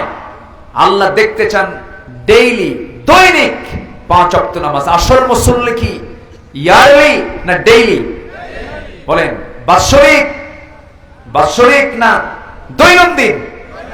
আমরা দৈনন্দিন নামাজ পড়বো। কয় ওয়াক্ত? আসতে বলবেন না, কয় ওয়াক্ত? যদি কারো ফজর দিয়ে দিন শুরু হয়, আল্লাহর কসম করে বলি, ফজর দিয়ে যার দিন শুরু হবে, এরকম করে কারো ওয়াজ করে, আমার রাসূল বললেন সেই সময় বান্দা তুমি যদি শয়তানের ওই ওয়াসওয়াসা থেকে বাঁচতে চাও, শয়তান সেই সময় আরো 3টা গিট লেগে দেয়, 3টা গিট মেরে দেয়, 3টা বাঁধন দিয়ে দেয়। গিট মারা পর্যন্ত এলাকে কি বলে এটা? গিরা মারা। হ্যাঁ, গিরা মারা অর্থাৎ গিট মারা। আপনাদের রাজশাহী জেলার কিন্তু সব থানার ভাষা কিন্তু একরকম না। লালপুরের ওইদিকে যে চারঘাট, আর কি আছে যেন ওইদিকে বাঘা, চারঘাট, ওই দিকের মানুষ কিন্তু এক ভাষায় কথা বলে, বাগমার আরেক ভাষায় কথা বলে, পুঠিয়া একটু আলাদা ভাষায় কথা বলে। রাজশাহী কোথায় যাচ্ছ গো, একটা আলাদা টান মারে। আবার ওইদিকে আপনি চাপায়ের দিকে যাবেন, ওইদিকে তো আবার তালিবুর শোনায়, ওরা সালাম দিতে নিয়ে উল্টা পাল্টা, আসসালামু আলাইকুম, আগে শালা এরপরে দুলাভাই, তাই না? আবার ওইদিকে নোয়াখালীতে যাবেন, প পাবেন না, প শব্দই না, প শব্দ আউট। পানিকে ওরা হানি বলে, আল্লাহ পাক হয় না, আল্লাহ ফাক, মানে পাক শব্দটা ওরা বলতে পারে না, এটা ওদের আঞ্চলিকতার কারণে তাদের হয় না। চিড়গান তো কোনো কথাই নাই, ওরা যখন গল্প করে মনে হয় গন্ডগোল লাগছে। ওদের ভাষা মালাকুল মউতেরও বোঝা কঠিন, এত জাস্ট কথার কথা বলছি, এটা রূপক অর্থে বলছে, আবার এটাকে আপনার দলিল হিসেবে নেবেন না। তো এই ভাষাগুলো কে দিয়েছেন বলেন তো? মূলত আসতে বলেন, ভাষাগুলো মূলত কে দিয়েছেন? আল্লাহ দিয়েছেন। কিন্তু বড় আশ্চর্যের বিষয়, শুধু বাংলাদেশ নয়, গোটা পৃথিবীতে আঞ্চলিকতা বাদে গোটা পৃথিবীতে আছে প্রায় 4,500 ভাষা। সুবহানাল্লাহ বলবেন না? তাহলে 750 কোটি মানুষের দুনিয়ায় 4,500 ভাষা আছে। এই 4,500 ভাষার মানুষ সব হজ করতে গেলে কোন জায়গায় যায়? কোথায় যায়? মক্কায় যায়, কাবায় যায়। কাবায় কি করতে হয়? তোয়াফ করতে হবে। তোয়াফ ছাড়া কি হজ হবে? সাই ছাড়া হজ হবে? হবে না। তোয়াফ করতে গিয়ে যখন নামাজের সময় হয় তখন ইমাম নামাজে দাঁড়ায়, ৪,৫০০ ভাষার মানুষ সেই এক ইমামের পিছনে দাঁড়ায় নামাজ পড়ে। বোঝে কি বোঝে না? আসতে কয় বোঝে কি বোঝে না? শোনে কি শোনে না? মজা পায় কি পায় না? এক হাজি গেছে সৌদিতে, কোথাও ভাষা বোঝে না, মানে তার কাছে মনে হচ্ছে হারে আমার ভাষা কেউ বোঝে না। দেশে এসে বুড়া চাচা বন্ধুর কাছে গল্প করে, বন্ধু এমন দেশে গেছিলাম যে দেশে কোথাও বাংলা পাইলাম না, শুধু 2 জায়গায় বাংলা পাইছি, আজান যখন দিল আর নামাজ যখন শুরু করলো। কি কথা কি বুঝতেছেন আপনারা? সূরা ফাতিহা যখন কইছে আর আজান যখন দিল তখন মনে হলো যে আমার কাছে বাংলা মনে হলো। অর্থাৎ এটা বোঝা গেল কোরআনের ভাষা হলো পৃথিবীর সকল মানুষের জন্য সহজের ভাষা। যেরকম সুবহানাল্লাহ, আল্লাহ প্রত্যেক জিহ্বার সাথে এটাকে ব্যালেন্স করে দিয়েছেন। আল্লাহু আকবার বলো। এবং এটা হবে কবরের ভাষা, এটা হবে মিজানের ভাষা, এটা হবে পুলসিরাতের ভাষা, এটা হবে হাসরের ভাষা, এটা হবে জান্নাতের ভাষা। অতএব এই কোরআনের এই ভাষা, এই কোরআনকে নিয়ে যারাই ষড়যন্ত্র করেছে এবং যারাই ষড়যন্ত্র করবে, ইতিহাসে আস্থা করে তারা নিক্ষিপ্ত হবে। ঠিক কিনা বলেন? কোরআন কার? আসতে বলবেন না, কোরআন কার? কোরআনকে নিয়ে যারা বাজে কথা বলে, এমন জাতীয় কিছু বুদ্ধিজীবী নামের নাস্তিকজীবী বলে যে কোরআন ১৫০০ বছর আগে থাকা একটা কিতাব, ১৫০০ বছর আগের এই কিতাব আজকের দুনিয়াতে চলতে পারে না, এটা মধ্যযুগীয় আইন। এই জাতীয় কথা বলা মানে সে কি ইমানদার আছে না নাস্তিক হয়ে গেছে? এমন বহু মুসলিম নামধারী কুলাঙ্গার আমার দেশে আছে না নাই? আসতে বলবেন না, আছে না নাই? যারা নাস্তিক তারা কোন দলের হতে পারে না, তারা নাস্তিক, তারা নির্দিষ্ট কোন দলের লোক হতে পারে না, তারা আমাদের কোনদিন বন্ধু হতে পারে না। সম্মানিত ভাইয়েরা, সম্মানিত বন্ধুগণ, সবচেয়ে বড় কাজ হলো আমাকে আগে আমার ঈমানকে হেফাজত করতে হবে। আমার বন্ধু কে? কে খুশি হবেন? আমার রব কে খুশি হবেন? আল্লাহ খুশি হবেন। সম্মানিত ভাইয়েরা, সম্মানিত বন্ধুগণ, 4টা হুকুমের কথা আল্লাহ তাআলা এই কয়েকটা আয়াতের মধ্যে দিয়েছেন। এর মধ্যে 1 নাম্বার যে হুকুমটা আল্লাহ তাআলা বলছেন, তোমরা আমাকে ভয় করো। কাকে ভয় করো? আল্লাহকে ভয় করো। আল্লাহকে ভয় করার 1 নাম্বার কাজ হবে আমরা 5 ওয়াক্ত নামাজ পড়ব। সবাইকে রাজি আছেন? একানা জামাতে, একানা জামাতে, মনোযোগে না অমনোযোগে, বোঝে না না বোঝে। শয়তান গিট মারে কয়টা? কোন সময়ের আগে? কোন সময়ের আগে? ফজরের আগে 3টা গিট মেরে দেয়।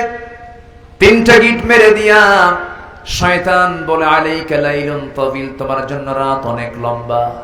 রাসূল বলে দিলেন, সেই সময় যদি কোনো বান্দা এই 3টা গিট যদি ছুটাতে চায়, তার 3টা কাজ করতে হবে। নাম্বার 1, সে আল্লাহর নাম নিয়ে সুন্দর দোয়াটা পড়ে, ঘুম থেকে ওঠার দোয়াটা পড়ে সে যদি বিছানায় উঠে বসতে পারে, 1টা গিট ছুটে যায়।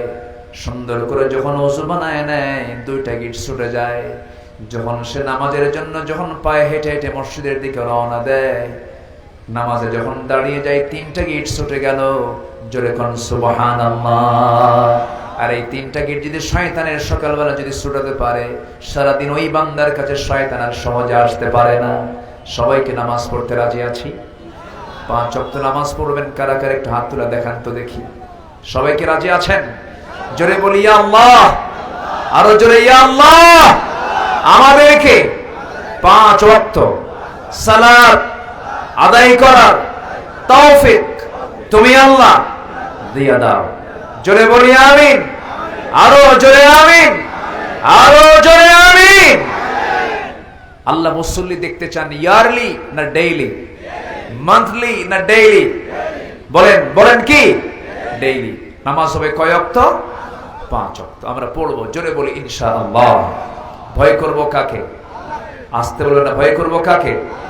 ভয়টা কি জানেন? সাইয়েদনা ওমর ফারুকের নাম সবাই শুনছেন তো? ওমর ফারুকের নাম কয় নাম্বার খলিফা? বলেন কয় নাম্বার? ইসলামের খলিফা কয়জন? বলেন কয়জন? 4 জন। এর মধ্যে 2 নাম্বার কে? 1 নাম্বার আবু বকর। এগুলো কি মুসলমানদের জানা কম দরকার না বেশি দরকার? বেশি দরকার। ইসলামের চর্চা, ইসলামের যে কালচার গুলো, এগুলো জানা দরকার আমাদের। অনেকদিন আগে এক মাহফিলে বললাম, ওমরে ফারুককে চিনেন কে? সামনে থেকে একটা ছোট্ট ছেলে দাঁড়ায় বলে, হুজুর আমি চিনি তাকে। মানে ও ছোট মানুষ তো, ওর মুখ ব্রেনে যা আসছে। আমি বললাম তুমি 100-তে 100 পাইছো। সাইয়েদনা ওমর সে ওমর নয়, অর্ধ দুনিয়ার শাসন করত, অর্ধ দুনিয়া। যাকে দেখে রোম পারস্য তার সামনে দাঁড়ায় গেল। দাঁড়িয়ে গিয়ে বলতেছে, খলিফা ওমরে ফারুক আমার একটা জিজ্ঞাসা ছিল। বলো। কে? মাথায় কলসি, আমি জিজ্ঞাসা করি কেমনে, দয়া করে মাটিতে নামান। উনি করলেন, সাইয়েদনা ওমর মাথায় ছিল, সেটাই তো সহজ ছিল। আপনি হাঁটুতে রেখে আপনার কষ্টের পরিমাণটা বেড়ে গেল, দয়া করে মাটিতে রাখলে ভালো হয়। সঙ্গে সঙ্গে ওমরে ফারুক বলছেন, প্রশ্নকারী ঠিক আছে, সহজ বিষয় তুমি মনে করলে, কিন্তু আমার কিছু জটিল মনে হচ্ছে কেন? এই যে কলসিটা আমি মাথায় নিয়েছি, আমি আমার হাঁটুতে রেখে মাটিতে নামাচ্ছি না, এই জন্য মাটিতে এই জন্য রাখতেছে না, এই জন্য কারণ এই জমিনটা আমার নয়। এই জমিনে যখন এই কলসির যখন আমি রাখতে যাব, কলসির তলা হলো ভেজা। এই জমিনে রাখার সঙ্গে সঙ্গে এই জমিন থেকে কিছু মাটি কলসির তলায় লেগে যাবে। আর এই যে তলায় লেগে গেল, এতটুকু মাটি আমি যদি এখান থেকে নিয়ে চলে যাই, এই জমিওয়ালা কিয়ামতের দিন আমার বিরুদ্ধে মামলা দায়ের করবে। আমি কেমন করে জবাব দেব? আমি কেমন করে তার জবাব দেবে? এই জন্য আমি কলসিটা মাটিতে রাখতেছি না, কলসির তলা ভেজা হওয়ার কারণে। সাইয়েদনা ওমর ফারুক তার শাসনামলে, তার বাইতুল মালে, তার রাষ্ট্রীয় খাজানায় গোদামের ভিতরে কিছু খাদ্য চলে আসছে, কিছু খেজুর চলে আসছে, কিছু আপেল চলে আসছে। সেই খেজুর আপেল গুলো তিনি বন্টন করবেন। বন্টন শুরু হয় নাই, বন্টনের আগ দিয়ে তার ছোট্ট ছেলে সাইয়েদনা ওমর ফারুকের সামনে আসলেন। এসে বাপকে না বলেই করলেন কি, একটা আপেল তার হাতের মধ্যে উঠায় নিলেন। আপেলটা যখন ছোট্ট ছেলে উঠায় নিয়েছে, মুখের মধ্যে নেওয়া মাত্রই ওমর ফারুক খেপে গিয়ে রেগে গিয়ে ছেলেটার মুখের মধ্যে নখ ঢুকায় দিয়া আপেলটা বের করে বলছে, বাজান রাগ করিস না, যা তোর মার কাছে চলে যায়, আপেল তোর খাওয়া যাবে না। ছোট্ট ছেলেটা কান্নাকাটি করে মার কাছে গিয়ে বলতেছে, মা আব্বা আমার মুখ থেকে আপেলটা খুলে নিয়েছে, বের করে নিয়েছে, আমাকে খেতে দেয় নাই। সাইয়েদনা ওমর ফারুক রাদিয়াল্লাহু তাআলা আনহু বাড়ির মধ্যে ঢুকলেন।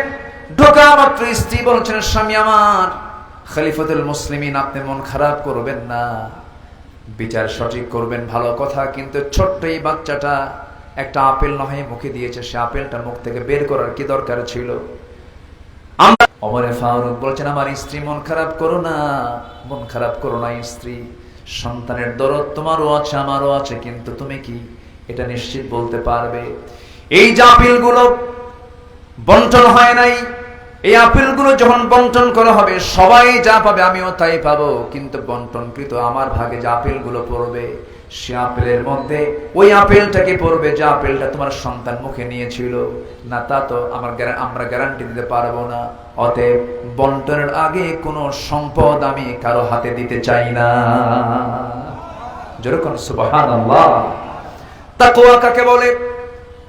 সাইয়েদনা ওমর ফারুক রাদিয়াল্লাহু তাআলা আনহু রাষ্ট্রের কিছু মধু পেয়েছেন, এক বোতল মধু নিয়ে তিনি, সম্মানিত ভাইয়েরা, গন্ডগোল করতে করতে এক পর্যায়ে তালাক পর্যন্ত দিয়ে দেয়। তালাক দিয়া রাগের মাথায় তালাক দিয়ে আমাদের কাছে এসে বলে, হুজুর কাম তো সারছি। কি করছো? হুজুর মালয়েশিয়া ছিলাম, মালয়েশিয়া থেকে ভিডিও করে তালাক মারছে 100টা। আছে কোথায়? মালয়েশিয়া। বউ আছে কোথায়? বাংলাদেশ। দেখেন তো কত হাজার মাইল দূরে ভিডিও কলে ফোন দিতে দিতে রাগ উঠছে, তালাক দিয়ে বলে, হুজুর কাম সারছি, হুজুর আমার মেয়ে বাচ্চা আছে, ছেলে বাচ্চা আছে, হুজুর রাগের মাথায় তালাক দিছে। হুজুর একটা ফতুয়া জিজ্ঞাসা, কি রাগের মাথায় তালাক দিলে কি তালাক হয়? দেখছেন কি ফতুয়াটা জিজ্ঞাসা করবো। আচ্ছা, কেউ কি মহাব্বত করে তালাক দেয়? কেউ কি কার বউকে ডাক দিয়ে বলে, ময়না রাগ করো না, আমি না তোমার তালাক দিলাম, এরকম করে কি মহাব্বত করে তালাক দেয়? তালাকের সম্পর্ক কি মুহাব্বতের সাথে না ঘৃণার সাথে? তালাকের সম্পর্ক মুহাব্বতের সাথে না রাগের সাথে? রাগের সাথে।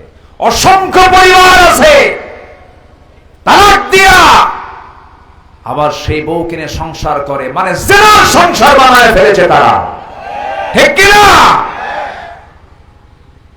ভুল বলছি আমি ভুল বলছি? এই রাগারাগি আল্লাহ পছন্দ করেন না। কিছু খুনসুটি হয়, কিছু অভিমান হয়, কিছু রাগ হয়, কিন্তু বউকে পিটানো তো সুন্নতে মুআক্কাদা। সবাই মুসকে মুসকে হাসে। এখানে বউ পেটার স্বামী নাই তো নাকি? এত আছে? হ্যাঁ, এখানে বউ পেটার স্বামী আছে নাকি? নাই। মান সম্মান আছে না? মনে করবো নাই। যদি থাকেও যৎকিঞ্চিত থাকলে আজকের থেকে সংশোধন হয়ে যাবেন। আমার নবীজি কোন স্ত্রীকে মেরেছেন এমন কোন হাদিস, একটা দুর্বল হাদিসে কেউ দেখাতে পারবে না, কেউ দেখাতে পারবে না। আমার নবীজি 4 স্ত্রীর সামনে একদিন বসা। কয় স্ত্রীর সামনে? 4 স্ত্রী। আচ্ছা, এক স্ত্রী পালা সহজ না 4 স্ত্রী পালা সহজ? হ্যাঁ, একটা। 4 স্ত্রী পালা কি কঠিন না? আসতে কয় কঠিন না সহজ? কঠিন। 4 স্ত্রীর সামনে রাসূল বসা। হঠাৎ করে একজন বলতেছে, হুজুর আপনি কাকে সবচেয়ে বেশি ভালোবাসেন? আমার রাসূল বললেন, কেন কেন আমাদের মধ্যে গন্ডগোল লাগছে? 4 জনই বলে আমাকে, কিন্তু আপনার মুখ থেকে আমরা শুনতে চাই। বলেন তো, প্রশ্ন কি সহজ না জটিল? শুধু জটিল না অতি জটিল? অতি জটিল। আমার রাসূল বললেন, শোনো, তোমরা আমাকে যে প্রশ্ন করছো এটার জবাব আমি আগামীকালকে সকালবেলা দিয়ে দেবো, যাও। 4 জনকে ঘরে পাঠায় দিলেন। আমার নবীজি করলেন কি, সন্ধ্যা হয়ে গেল, হাতের মধ্যে 8টা খেজুর নিলেন, 2টা করে প্যাকেট করলেন, 2টা করে খেজুর বরাদ্দ করলেন। প্রথমে আম্মা জান আয়েশার ঘরে ঢুকে বললেন, আয়েশা আমি তোমাকে দারুণ ভালোবাসি, আমি তোমাকে মহব্বত করি, আমি তোমাকে 2টা খেজুর মহব্বত করে দিয়ে গেলাম, কিন্তু তোমাকে 2টা খেজুরও যে দিয়ে গেলাম এই কথা যেন অন্য কোন স্ত্রী কানে না যায়, সাবধান। দ্বিতীয় স্ত্রী ঘরে গিয়ে এরকম কথাই বললেন, 2টা করে খেজুর দিলেন। 4 স্ত্রী ঘরে গেলেন, সমান করে হক আদায় করলেন, সুন্দর করে মিষ্টি কথা বললেন। এরপরে তিনি চলে আসলেন। পরের দিন সকালবেলা বুক ভরা আশা নিয়ে 4 জনই নবীর সামনে গিয়ে দাঁড়াইছে। এবার প্রশ্ন করছে, হুজুর আপনি আজকে জানাতে চেয়েছেন আপনি কাকে সবচেয়ে বেশি ভালোবাসেন? রাসূল বলেন, গত রাত্রিতে আমি যাকে লুকোচুরি করে 2টা খেজুর দিয়ে আসছি আমি তাকেই সবচেয়ে বেশি ভালোবাসি। যা, সুবহানাল্লাহ বলবেন না? Manage marriage life, manage life, marriage life, manage life. বিবাহিত জীবন হলো ম্যানেজ করার লাইফ। তাকে বুঝাতে হবে। বুদ্ধি বেশি কার, নারীর না পুরুষের? আসতে কয়।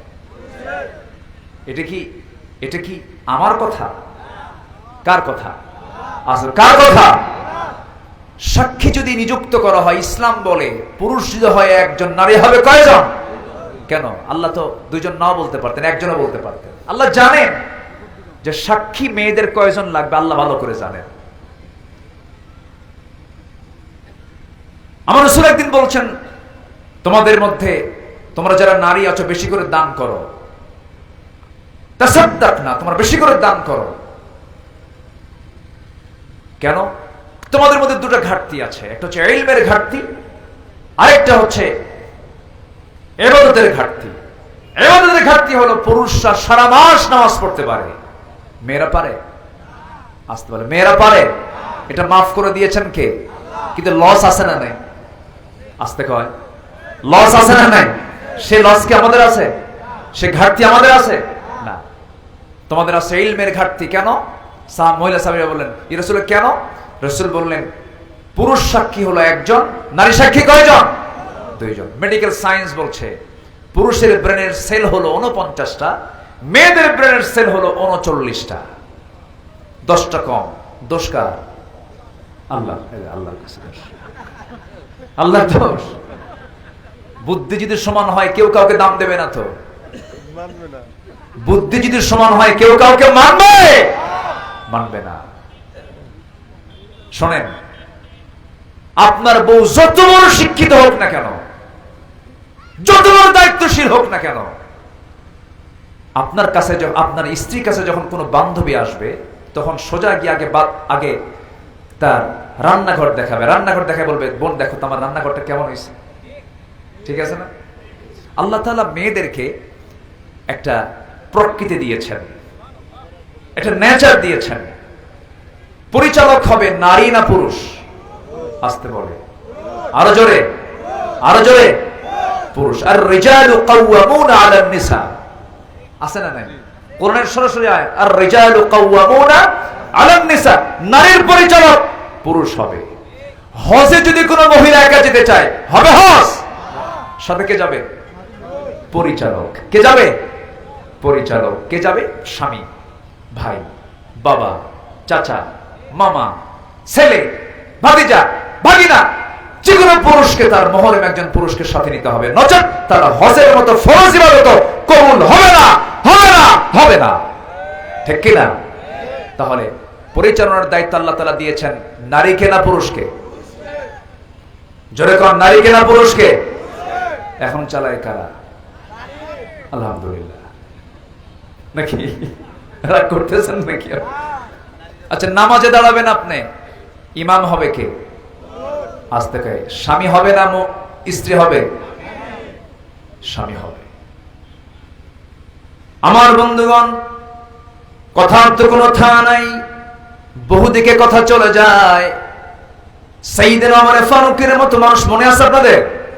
ওমর ফারুকের মতো মানুষ বউয়ের সামনে থেকে যখন মধুর বোতলটা টান দিয়েছেন, বউটার মন খারাপ, স্বামী আমাকে মাইন্ড করলো, স্বামী আমাকে সন্দেহ করলো, আমি ওজনে কম দেব মনে হয়, মনক্ষুণ্ণতা নিয়ে কথা বলা বন্ধ করে দিয়েছেন। ওমর ফারুক রাদিয়াল্লাহু তাআলা আনহু মধুর বোতলটা নিয়ে প্রতিবেশীর ঘরের মধ্যে ঢুকলেন, ঢুকে বলছেন, প্রতিবেশী শোনো, এই যে মধুর বোতল তোমাকে দিয়ে গেলাম, সমান 6টা ভাগ করবা, সমান 6 ভাগে ভাগ করে প্রত্যেক প্রতিবেশীর ঘরে ঘরে একটা করে ভাগ দিয়া তোমার নিজের জন্য একটা ভাগ নিয়ে তুমি আমাকে সর্বশেষ একটা ভাগ আমারে দিয়ে দিবা, সমান করে ভাগ করবা। কিন্তু সাইয়েদনা ওমর ফারুক রাদিয়াল্লাহু তাআলা আনহু তার অংশের মধুটুকু নিয়ে সোজা বউয়ের সামনে গিয়ে সালাম দিয়ে বলছে, বউ আমার, আল্লাহর কসম করে বলি, আমি তোমাকে ভালোবাসি, মহব্বত করি, আমি তোমাকে সন্দেহ করি নাই, আমি তোমার প্রতি কোনো সন্দেহ রাখি না কখনো, কারণ আমি রাষ্ট্র চালাই, তুমি আমার পরিবার চালাও, আমি রাষ্ট্র চালাই, তুমি আমার বাচ্চা কাচ্চার জন্য রান্না বান্না প্রস্তুত করো, আমি রাষ্ট্র চালাই, তুমি আমার সন্তানদের সকল কিছুর তত্ত্বাবধান করো, তুমি আমার ফ্যামিলির ম্যানেজার, আমি তোমাকে সম্মান করি, তুমি আমার সন্তানদের মা, আমি তোমাকে সম্মান করি, রেসপেক্ট করি, কিন্তু তুমি আমার প্রতি যদি সন্দেহ করো ভুল ধারণা হবে। কিন্তু না না, আমার স্ত্রী শোনো, এই মধুর বোতলটা আমি তোমাকে দিয়েছিলাম ভাগ করার জন্য, পরক্ষণেই মনে হলো এই মধুর বোতলটা আমি তোমাকে যদি ভাগ করতে দেই তুমি সমান ভাগে ভাগ করবে, কিন্তু মধু তো তরল জিনিস, এই তরল জিনিস যখন তুমি ভাগ করতে যাবে, সমান ভাগে ভাগ করলেও মধু ভাগ করতে নিয়ে 2 ফোঁটা হোক 3 ফোঁটা হোক মধু তোমার নখের সঙ্গে লেগে যাবে।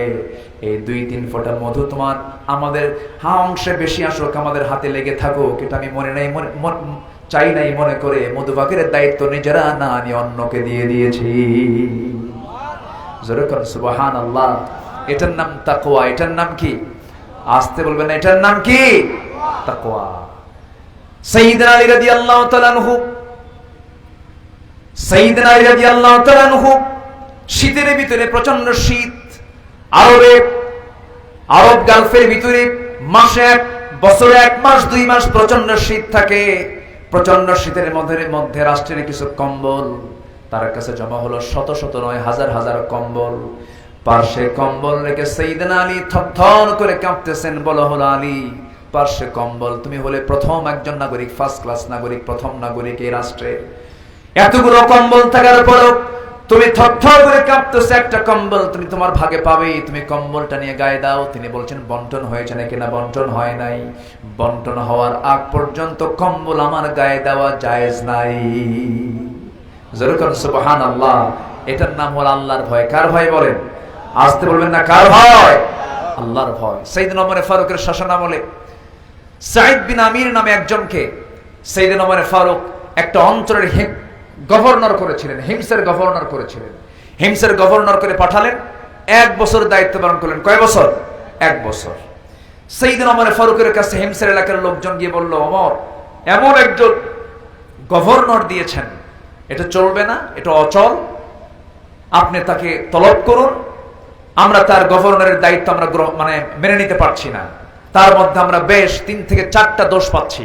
কি কি দোষ বলো তো? সাইয়েদনা ওমর ফারুকের সামনে জনগণ অভিযোগ করলো, 1 নাম্বার দোষ হলো প্রত্যেকদিন অফিসে দেরি করে যায়। আচ্ছা, আমি কি শেষ করে দেব নাকি? এই যে 2-1 করে উঠে যায়, সমস্যা আপনাদের? অসুবিধা? অসুবিধা হচ্ছে আপনাদের? আর একটু সময়, আমিও তো যাব, আমিও তো বাড়ি যাব। শেষটা আমরা দোয়া করে যাব। জোরে বলি ইনশাআল্লাহ, আর জোরে বলি ইনশাআল্লাহ। একটু বসে, কত সময় তো আমরা এদিক সেদিক নষ্ট করে ফেলি। 4 দোকানে বসলে গোটা রাত পাড়ি হয়ে যায়। রাত 3টার দিকে ব্রাজিল আর্জেন্টিনার খেলা হলে 3টার দিকে, 2:30টার দিকে ওটা উজু করে তাহাজ্জুদ পড়ে কয় আল্লাহ আমার দল যেন জিতে, এরপরে খেলায় বসে। কত সময় আমরা নষ্ট করি। একটু বসেন না, একটু বসেন। হিমসের গভর্নর সাঈদ বিন আমিরের বিরুদ্ধে জনগণ গিয়ে রিপোর্ট করছে খলিফার কাছে। 3টা দোষ তার মধ্যে আমরা পেয়েছি।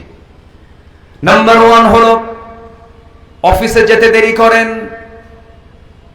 নাম্বার 2 হলো সপ্তাহে 1 দিন তিনি অফিসে যান না। নাম্বার 3 হলো মাঝে মাঝে অফিসের ভিতরে মৃগী রোগীর মতো অজ্ঞান হয়ে পড়ে থাকে। এই 3টা অভিযোগ যখন দেওয়া হলো, ওমর ফারুকের কানে যখন সংবাদটা চলে গেল, দ্রুত সংবাদ পাঠালেন, সাঈদ বিন আমির, জনগণ তোমার বিরুদ্ধে কিছু অভিযোগ আমার দরবারে দিয়ে গেছে, আমার দফতরে দিয়ে গেছে, তুমি আমাকে এই প্রশ্নের জবাবগুলো দেবে, আসো তাড়াতাড়ি। সাঈদ বিন আমির যখন রওনা দিলেন, খলিফা ওমর ফারুকের সামনে গিয়ে দাঁড়ালেন। যারা সত্যবাদী, স্পষ্টবাদী, যারা হকের পক্ষে থাকে, তাদের কি কোনো ভয় আছে নাকি? তাদের ভয় শুধু একমাত্র কার ভয়? আল্লাহর ভয়। সন্নিকে দাঁড়ালেন। দাঁড়ানোর সঙ্গে সঙ্গে ওমর ফারুক বলছেন, তোমার বিরুদ্ধে জনগণ কিছু অভিযোগ দিয়েছে। কি অভিযোগ বলুন, আমাকে শোনায় দেন। নাম্বার 1, তুমি অফিসে দেরি করে যাও। প্রত্যেক দিন তোমার অফিসে যেতে দেরি হয়। সপ্তাহে তুমি 1 দিন অফিসে যাও না। মাঝে মাঝে তুমি মৃগী রোগীর মতো অজ্ঞান হয়ে তুমি অফিসে পড়ে থাকো। এগুলোর কারণটা কি? তুমি এগুলোর জবাব না দিলে তোমার জন্য বড় শাস্তির ব্যবস্থা আছে। সাঈদ বিন আমির বলছেন, খলিফাতুল মুসলিমিন, আল্লাহর কসম করে বলি, যে অভিযোগগুলো আমাকে দেওয়া হয়েছে, 3টা অভিযোগের জবাব আমি একটা একটা করে আমি আপনাকে দিতে পারবো। কি অভিযোগের জবাব তুমি বলো? নাম্বার 1, প্রত্যেক দিন আমি অফিসে যেতে দেরি করি।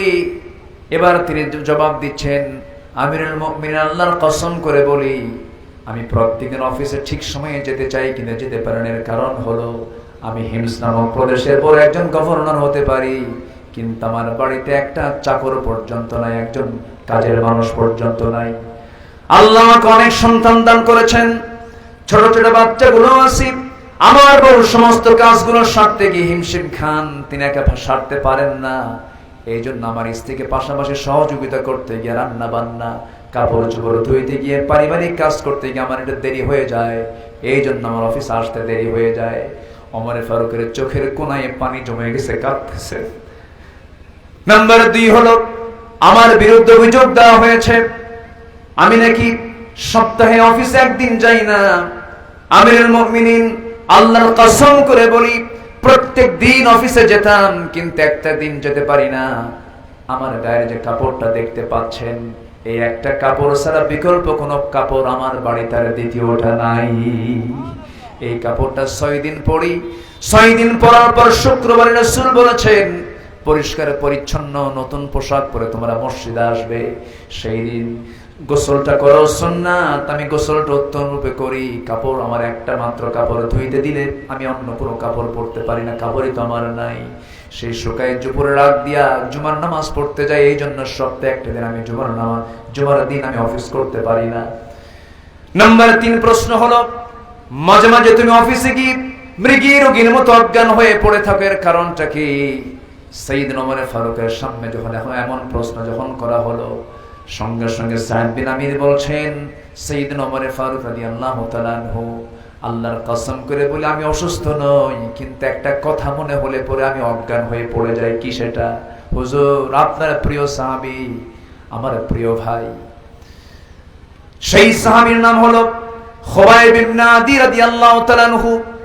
সেই খুবাইব কি আপনার প্রিয় সাহাবীকে মক্কার কুরাইশরা যখন মক্কা থেকে ধরে এনে, মদিনা থেকে ধরে এনে মক্কার জেলখানায় যখন রাখা হলো, জেলখানায় রাখার পর সেই জেলখানায় থাকা অবস্থায় খাওয়া দাওয়া বন্ধ করে দেওয়া হলো।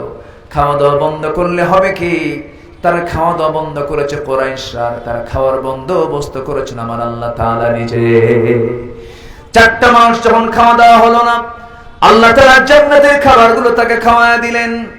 কুরাইশরা মনে মনে চিন্তা করলো, খুবাইবকে যদি আমরা বেঁচে রাখি, মানুষ তো দিন গ্রহণ করা শুরু করে দিবে, খাওয়া ছাড়া একজন মানুষ কতক্ষণ বাঁচতে পারে?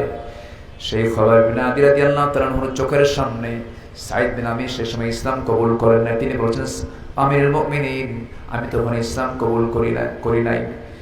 আমি সাঈদ বিন আমির, আমি নিজের চোখে দেখেছি খুবাইব বিন আদি রাদিয়াল্লাহু তাআলা আনহুকে আমার চোখের সামনে ধরে আনা হলো, 2 হাত বাঁধা হলো, 2 পা বাঁধা হলো। চোখের সামনে যখন হাত পা বাঁধা হবে, সেই সময় আমার ওই প্রিয় ভাই খুবাইব বলল, ও কুরাইশরা, তোমার আমার শেষ ওসিয়ত যদি পূরণ করতে চাও, আমার শেষ একটি ইচ্ছা আছে, সেটা হলো দুনিয়ার কারোর সঙ্গে দেখা করা নয়। আমি একটু ওযু বানাবো, 2 রাকাত নামাজ পড়বো, দুনিয়ার কারোর সঙ্গে সাক্ষাৎ আমি করতে চাই না।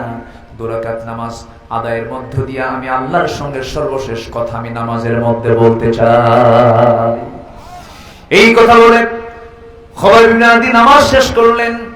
নামাজ শেষ করার সঙ্গে সঙ্গে কাউকে আর বলতে হলো না, স্বেচ্ছায় দৌড়ে দৌড়ে ফাঁসির মঞ্চের দিকে দৌড়ে দৌড়ে যাচ্ছেন খুবাইব বিন আদি রাদিয়াল্লাহু তাআলা আনহু।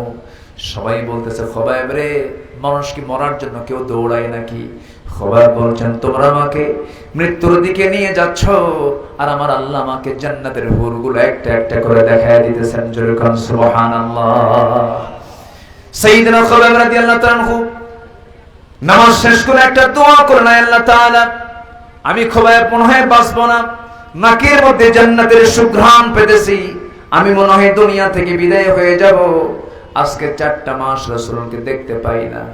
তোমার কাছে ক্ষমা চাই, তোমার কাছে প্রার্থনা করে আমি যদি দুনিয়া থেকে বিদায় নিয়ে নেই, আমার বিদায়ী সালামটা তুমি আল্লাহ নবীর দরবারে পৌঁছায় দিও। এই কথা বলে ফাঁসির মঞ্চের দিকে তিনি রওনা দিয়ে দিলেন। এইদিকে আমার নবীজি মদিনার মসজিদে সাহাবায়ে কেরামকে নিয়ে কথা বলতে বলতে সামনে হঠাৎ করে দাঁড়ায় গেলেন আর দোয়া করছেন, সালামুন আলাইকা ইয়া খুবাইব, সালামুন আলাইকা ইয়া খুবাইব। সাইয়েদনা ওমর ফারুক সামনে দাঁড়ায় বলছে, হুজুর, খুবাইবের জন্য আপনি সালাম দেন কেন? খুবাইবের কি হয়েছে? রাসূলকে দেখে বলেন, তোমরা কি জানো আমার খুবাইব দুনিয়াতে আর বেঁচে নাই, আমার খুবাইব জান্নাতের পাখি হয়ে জান্নাতের মধ্যে উড়ে বেড়াতেছে। সেই সাঈদ বিন আমির বলছেন, ভাই ওমর, সেই খুবাইবকে যখন ফাঁসির মঞ্চে যখন ঝুলানো হলো, ফাঁসি কাস্টে তুলে নিয়ে 2 হাত 2 পা বাঁধা হলো, আমার চোখের সামনে তার ডান হাতে একটা তরবারি মেরে দিল, ডান হাতটা ছিটকে পড়ে গেল, বাম হাতে তরবারি হাঁকা দিল, বাম হাতটা ছিটকে পড়ে গেল। চোখের সামনে নেজা তরবারি নিয়ে কলিজা বরাবর মেরে দিল, পিঠ দিয়ে বের হয়ে গেল। এই দৃশ্য যখন নিজের চোখে দেখতে পেলাম, আমি সেই সময় ইসলাম কবুল করি নাই, আমি কোনো প্রতিবাদ করলাম না। কেন? এই চিন্তা আমার আসলে ইসলাম গ্রহণের পরে।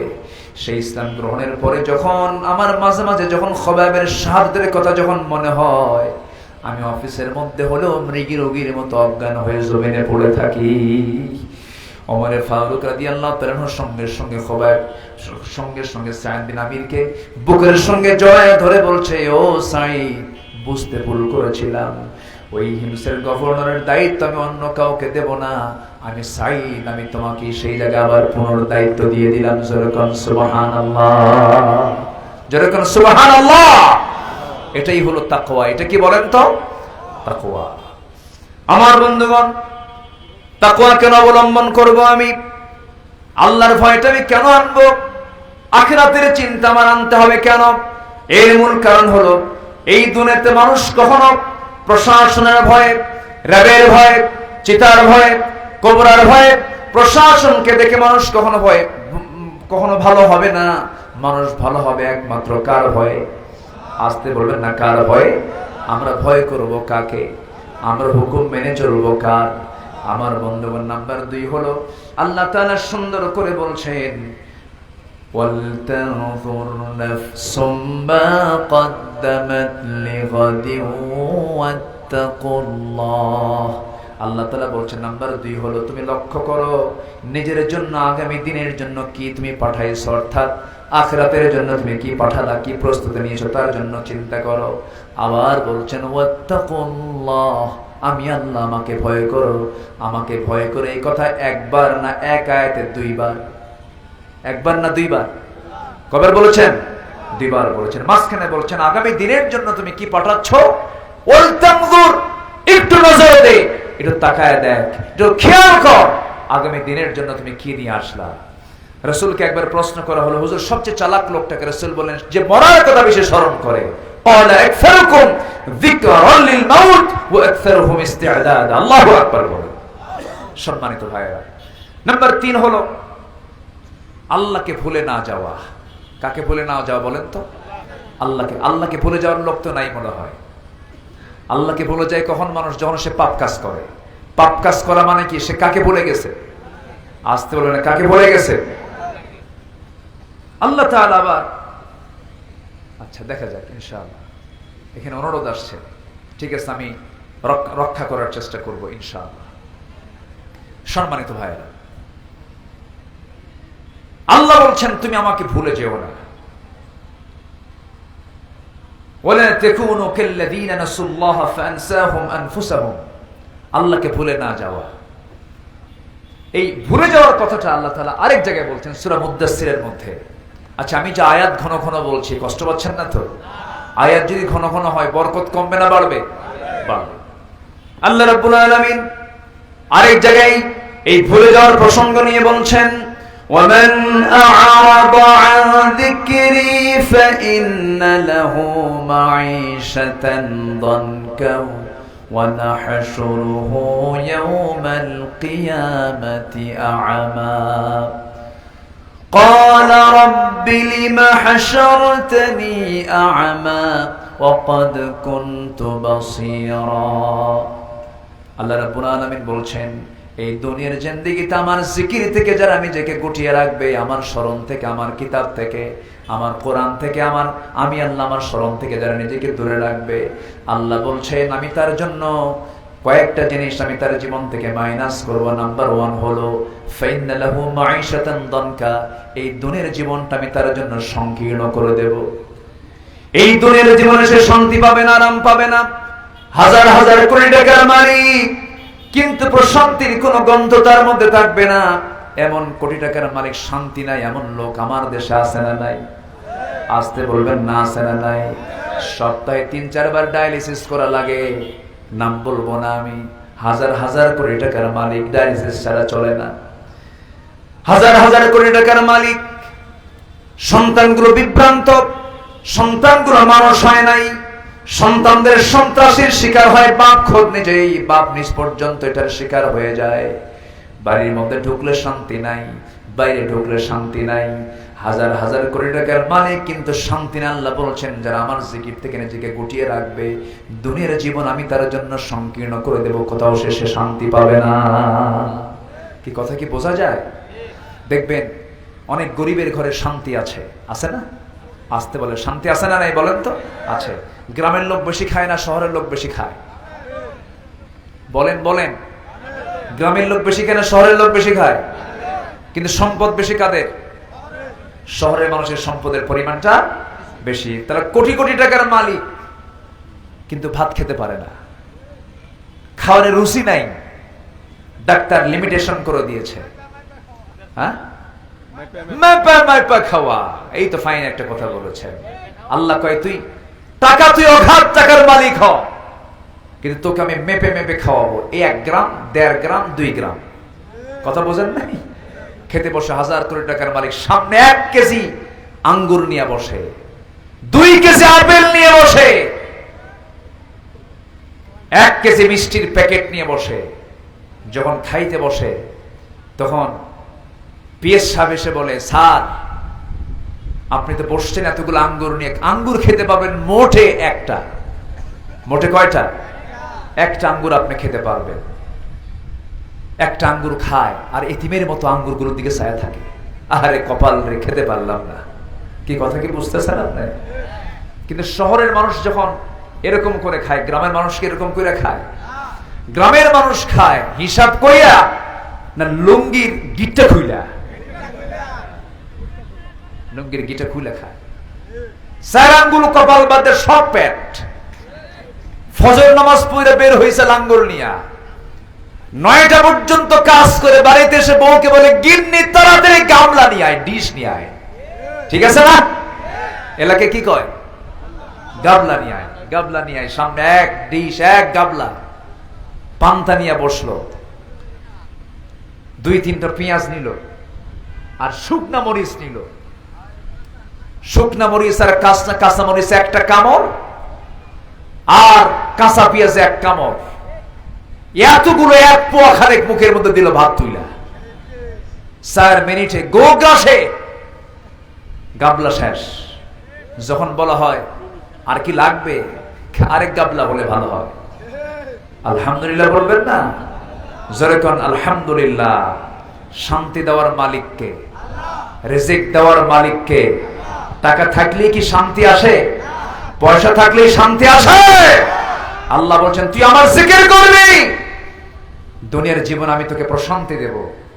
তুই আমার জিকির করবি না, আমার কোরআন থেকে তুই দূরে থাকবি, আমার আইন কানুন থেকে দূরে থাকবি, ফাইন্না লাহু মাঈশাতান দনকা, তোর সন্তান তোরে থাপড়াবে। ঠিক কি না?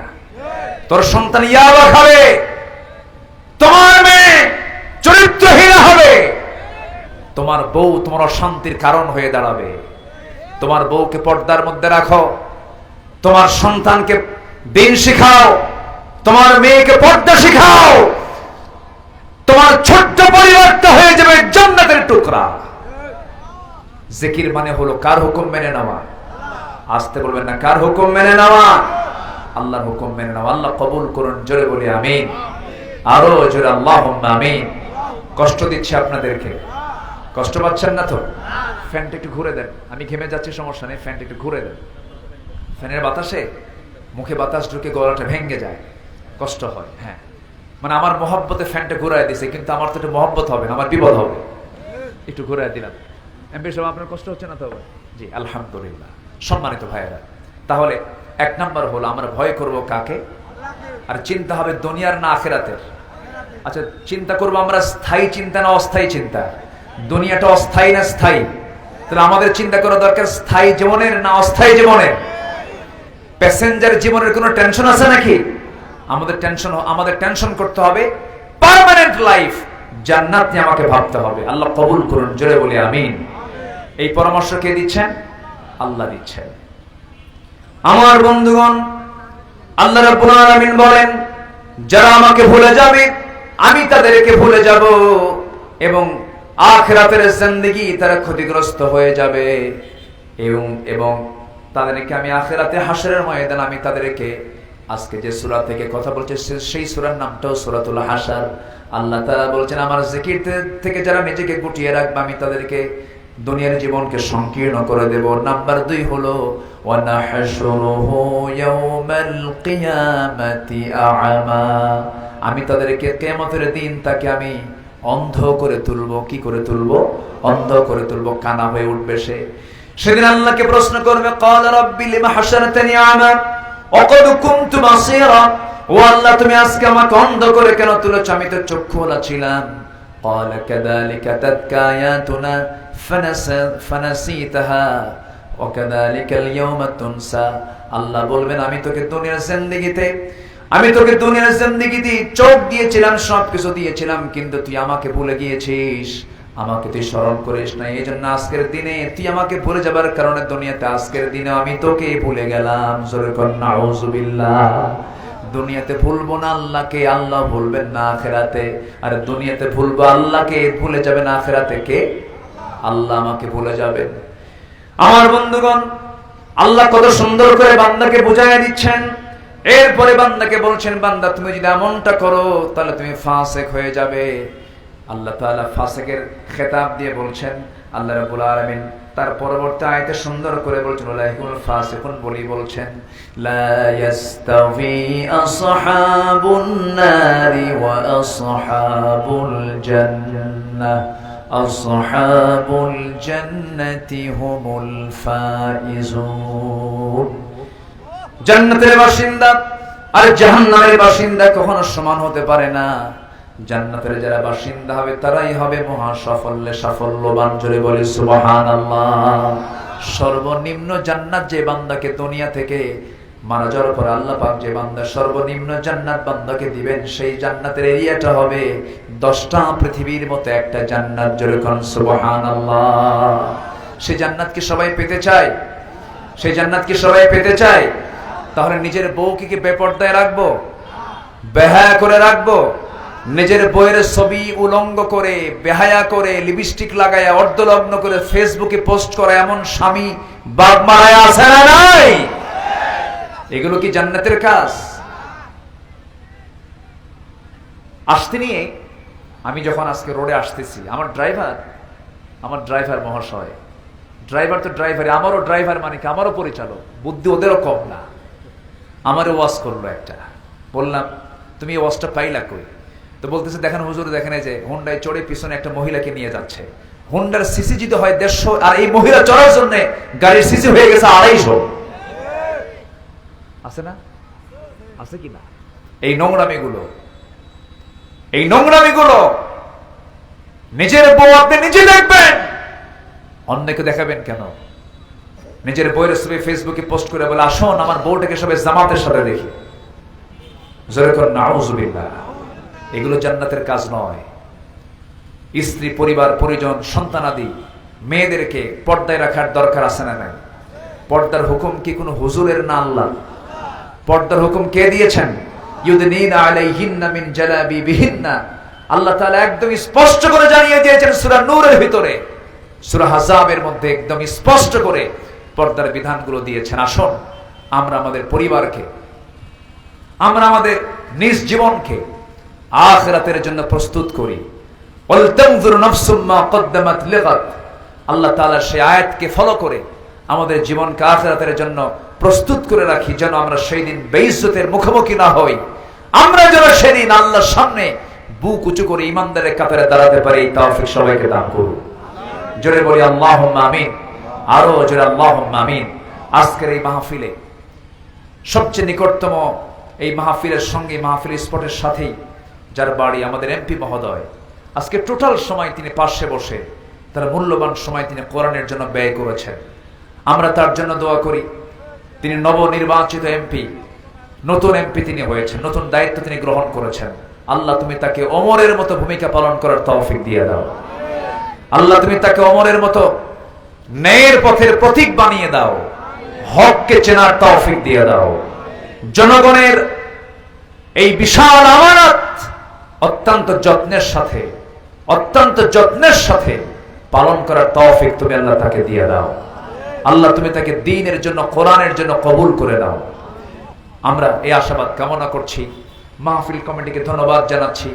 আমাদের প্রিন্সিপাল মহোদয়, হাজার হাজার ছাত্র, হাজার হাজার আলেমের যিনি ওস্তাদ, আল্লাহ তুমি তাকেও কবুল করো। যারা আসছেন আল্লাহ তুমি তাদেরকেও কবুল করো। এবং আমরা একই সামিয়ানার নিচে বসে এই বৈশাখের খরতাপে, বৈর আবহাওয়ার মাঝেও যে আমরা কোরআনের জন্য সময়টা ব্যয় করলাম, এই সময়টা যেন আমাদের জান্নাতের কারণ হয়ে যায় এবং আরশ আজিমের ছায়ার জন্য আল্লাহ তাআলা আমাদেরকে একসঙ্গে থাকার তৌফিক দান করেন। এই আশাবাদ কামনা করছি। প্রায় 1টার কাছাকাছি বেজে যাচ্ছে। আমরা চাইবে এখন কার কাছে? আসতে বলবেন না, কার কাছে চাবো? আমরা আল্লাহর কাছে চাবো। সবাই বলে সুবহানাকাল্লাহুম্মা ওয়া বিহামদিকা আশহাদু আল্লা ইলাহা ইল্লা আনতা আস্তাগফিরুকা ওয়া আতুবু ইলাইকা। চিৎকার মেরে বলি, ইয়া আল্লাহ, আমার জীবনে সগীরা কবীরা, ছোট বড় সব গুনাহ তুমি আল্লাহ মাফ করে দাও, মাফ করে দাও। জোরে বলুন ইয়া রাব্বাল আলামিন। ইয়া রাব্বাল আলামিন, ইয়া রাব্বাল আলামিন। সবাই নামাজের মতো করে বসি, আমরা আল্লাহর কাছে চাবো ইনশাআল্লাহ। আপনি দোয়া করে দেন। হ্যাঁ, সব আমি করব। পানির জন্য দোয়া করব, পানির দরকার আছে। সেদিন চিটাগং মাহফিল ছিল বাঁশখালীতে, তো বাঁশখালী মাহফিল আমি বললাম ভাই বৃষ্টি হয় না, আমরা বৃষ্টির জন্য দোয়া করি। এক পক্ষ দাঁড়ায় গেছে ওদের বৃষ্টি আমরা চাই না, কেন? আমাদের লবণ শেষ হয়ে যাবে, ওদের লবণের মাঠ, তো লবণের মাঠ ওলা বৃষ্টি চায় না। আচ্ছা জি, তো বৃষ্টি প্রয়োজন, মানুষ মারা যাচ্ছে। আজকে হিট স্ট্রোকে গোটা দেশে বেশ কিছু মানুষ ইন্তেকাল করেছে। চরম বৈরী আবহাওয়া। আল্লাহ তুমি তোমার রহমতের বৃষ্টি দিয়ে তোমার জমিনটাকে শীতল বানিয়ে দাও। জোরে বলি আল্লাহুম্মা আমিন। আল্লাহর ফয়সালা, যখন অতিবৃষ্টি অনাবৃষ্টি লক্ষ্য করব আমরা, তখন বুঝতে হবে জমিনটা পাপের পরিমাণ কমেছে না বেড়েছে? বেড়েছে। আমরা যদি পাপ কমিয়ে দিই হাজারো দোয়ার চাইতে এটাই সবচেয়ে উত্তম কাজ হবে।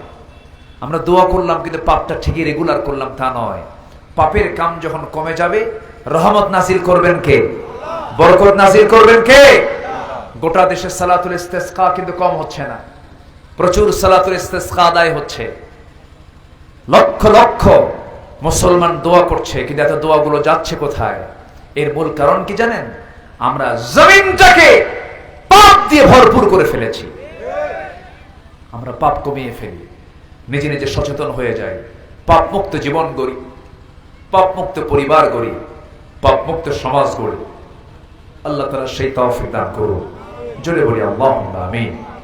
একজন ভাই, কি এটা তেলাওয়াত শুনতে চাচ্ছেন? তেলাওয়াত শুনবেন আপনারা? আগ্রহ আছে? আর কি শুনবেন? গজলও শুনবেন? তাহলে এতক্ষণ কি শুনলেন আপনারা? আবার নতুন করে জি আলহামদুলিল্লাহ। দেখি আমি, জি শেষ ক্লাস, তো শেষ ক্লাসে তো মানে এই 2 ঘন্টা কথা বলার পর কণ্ঠের কন্ডিশনও ভালো থাকে না। দেখি একটু আমি চেষ্টা করছি ইনশাআল্লাহ, যেহেতু শুনতে চাচ্ছেন। আউযু বিল্লাহি মিনাশ শাইতানির রাজীম। বিসমিল্লাহির রহমানির রহিম।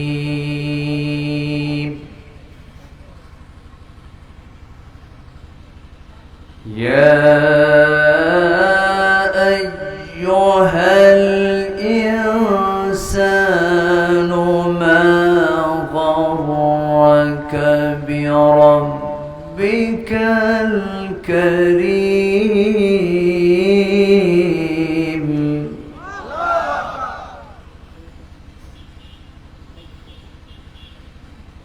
الذي خلقك فسواك فعدلك في أي صورة ما شاء ركبك.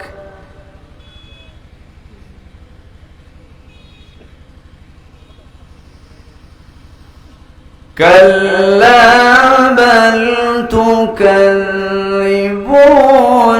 بالدين وإن عليكم لحافظين.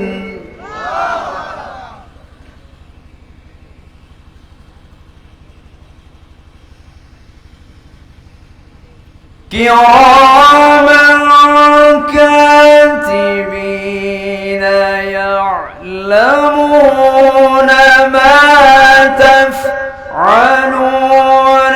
إن الأبرار لفي نعيم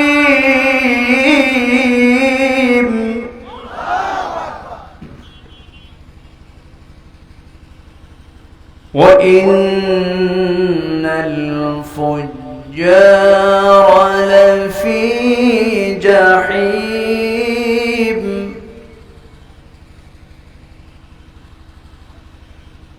يصلونها يوم الدين وما هم عنها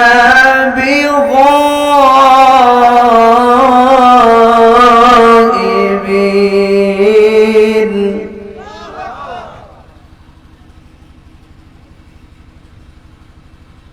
وما أدراك ما يوم الدين ثم ما أدراك ما يوم الدين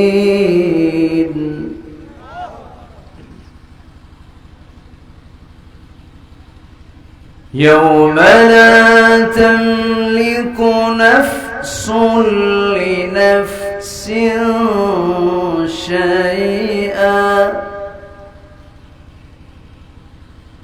والأمر يومئذ لله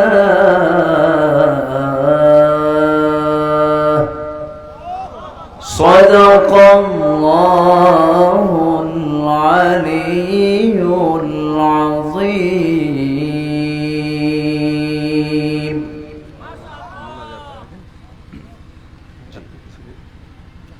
মোনাজাতের আগে 2 মিনিট কথা একটু কথা বলো। জি। হ্যাঁ না না না না একটু কথা বলো। করে দিচ্ছি আমাকে দেন আমাকে ঘোষণা দিই।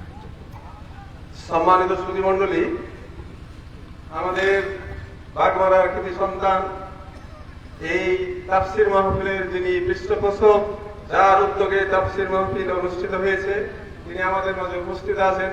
তিনি অতি সংক্ষেপে 2-1 মিনিট কথা বলবেন। তাকে কিছু বলার জন্য আমি বিশেষভাবে অনুরোধ করছি। একটু বসেন মেহেরবানি করে তারপরে বসেন। দোয়া জি। হবে। হ্যাঁ কথা বলুন। আপনারা যাবেন না, কেউ যাবেন না। 1 মিনিট। আউযু বিল্লাহি মিনাশ শাইতানির রাজিম। বিসমিল্লাহির রহমানির রহিম।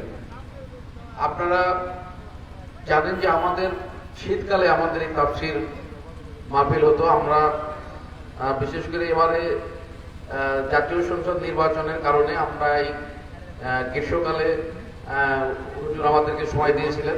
আমাদের সময় ছিল ফেব্রুয়ারিতে।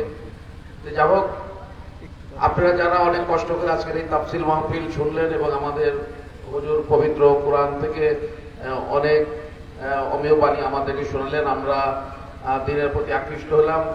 আমরা আজকে যে ওয়াদাগুলো ওনার সামনে করলাম, এগুলো আমরা আগামীতে আমরা সবাই বাস্তবায়ন করবো। এটা আমার পক্ষ থেকে আপনাদের কাছে আহ্বান থাকলো। আমরা প্রতি বছরই চেষ্টা করব আমরা এখানে তাফসীরুল কোরআন করার জন্য। এক সময় এই মাঠ ছিল ছোট, আপনারা জানেন পিছনে একটা বড় পুকুর ছিল। আমরা এই তাফসীরের লোক না ধরার জন্য আমার নিজস্ব পুকুর কিন্তু আমরা ভরিয়ে দিয়েছি এটা মাঠের জন্য। আপনারা দোয়া করবেন এবং যারা বাগমারাবাসী আছেন, গত নির্বাচনে আপনারা ব্যাপক ভোটে আমাকে নির্বাচিত করেছেন। আমার প্রতিদ্বন্দ্বী প্রার্থী যে আমি প্রায় 55,000 ভোট বেশি পেয়েছি। আপনারা আমার জন্য দোয়া করবেন, আমি আপনাদের যেন সেবা করতে পারি, এটাই আমার কামনা। আপনারা আগামীতে যেন আমরা আবার এরকম কোরআনের মজলিস এখানে করতে পারি, এই জন্য দোয়া করবেন। এই আশা ব্যক্ত করে আমার বক্তব্য শেষ করছি। আসসালামু আলাইকুম ওয়া রাহমাতুল্লাহ।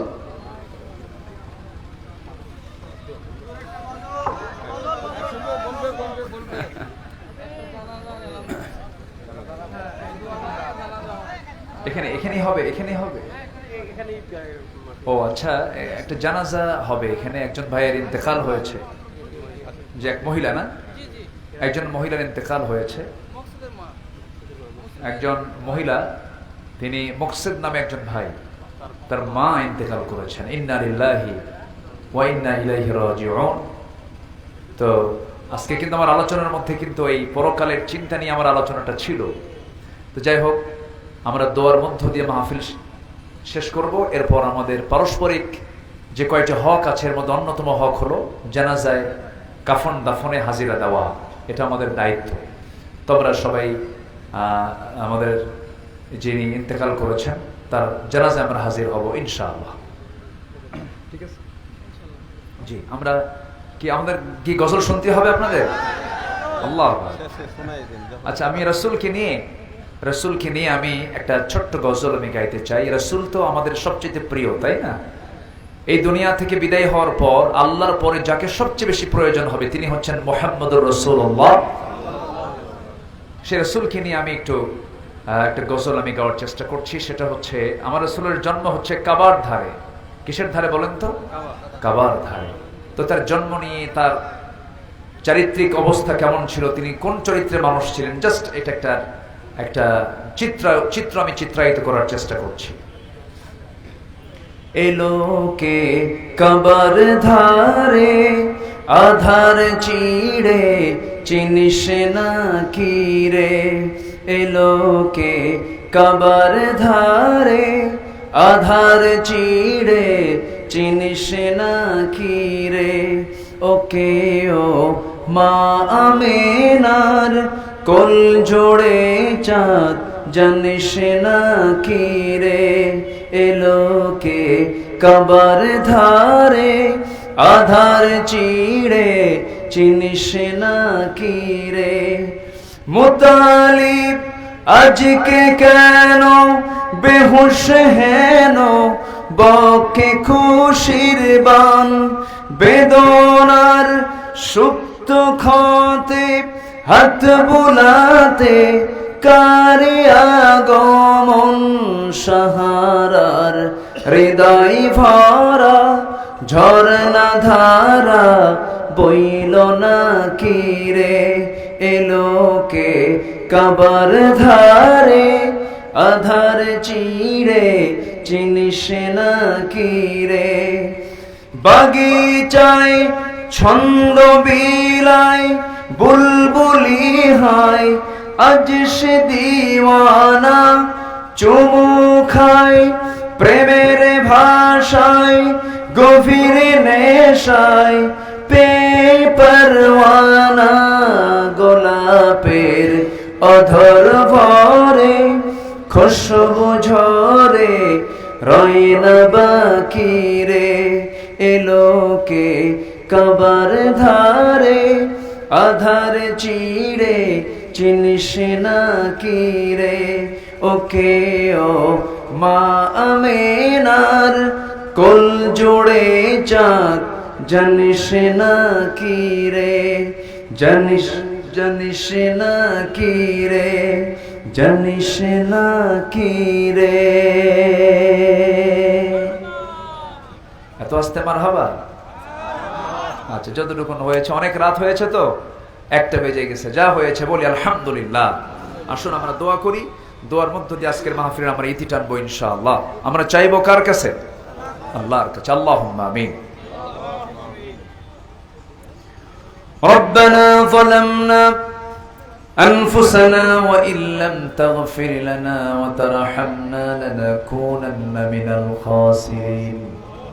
গভীর রাত, নিঝুম রাত, ঝিমানো রাত্রিতে হাজারো মুসলমান নরনারী নিয়ে তোমার কালামের 3টা আয়াতকে সামনে রেখে পরকালীন প্রস্তুতি বিষয়ে কিছু কথা বলেছি, তোমার ভয় নিয়ে তাকওয়ার উপরে কিছু আলোচনা করেছি। সে শান্তে সে কাঙ্গাল ভিখারির মতো 2টো হাত পেতে আছে। আল্লাহ, গুনার দিকে নজর দিও না, বান্দা মনে করে তামাম জিন্দেগির গুনাহগুলোকে মাফ করে দাও। জনম দুঃখিনী মা, জনম দুঃখী বাপ জানজার চলে গেলেন, জিন্দেগির গুনাহগুলো মাফ করো, কবরগুলোকে জান্নাতের টুকরা বানায়া দাও।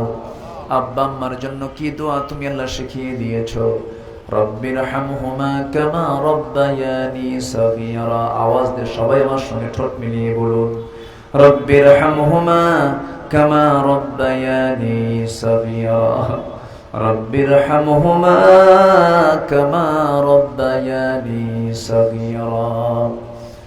আয় আল্লাহ তাআলা, বিশেষ করে এই মাহফিলের আয়োজন যারা করলেন, শোনার জন্য দূর দূরান্ত থেকে যারা আসলেন, বিনিময়ে কিয়ামতের কঠিন ময়দান যেদিন কেউ কাউকে চিনবে না, এমনকি মা সন্তানকে পর্যন্ত স্বীকার করে বসবে, যেদিন মানুষ কাঁদতে কাঁদতে চোখের পানিগুলো ফুরে যাবে, চোখ থেকে রক্ত বের হওয়া শুরু হয়ে যাবে, সেই কঠিন মুসিবতের দিন এই মাহফিল আমাদের সবার জন্য নাজাতের মাধ্যম বানায় দিও আল্লাহ।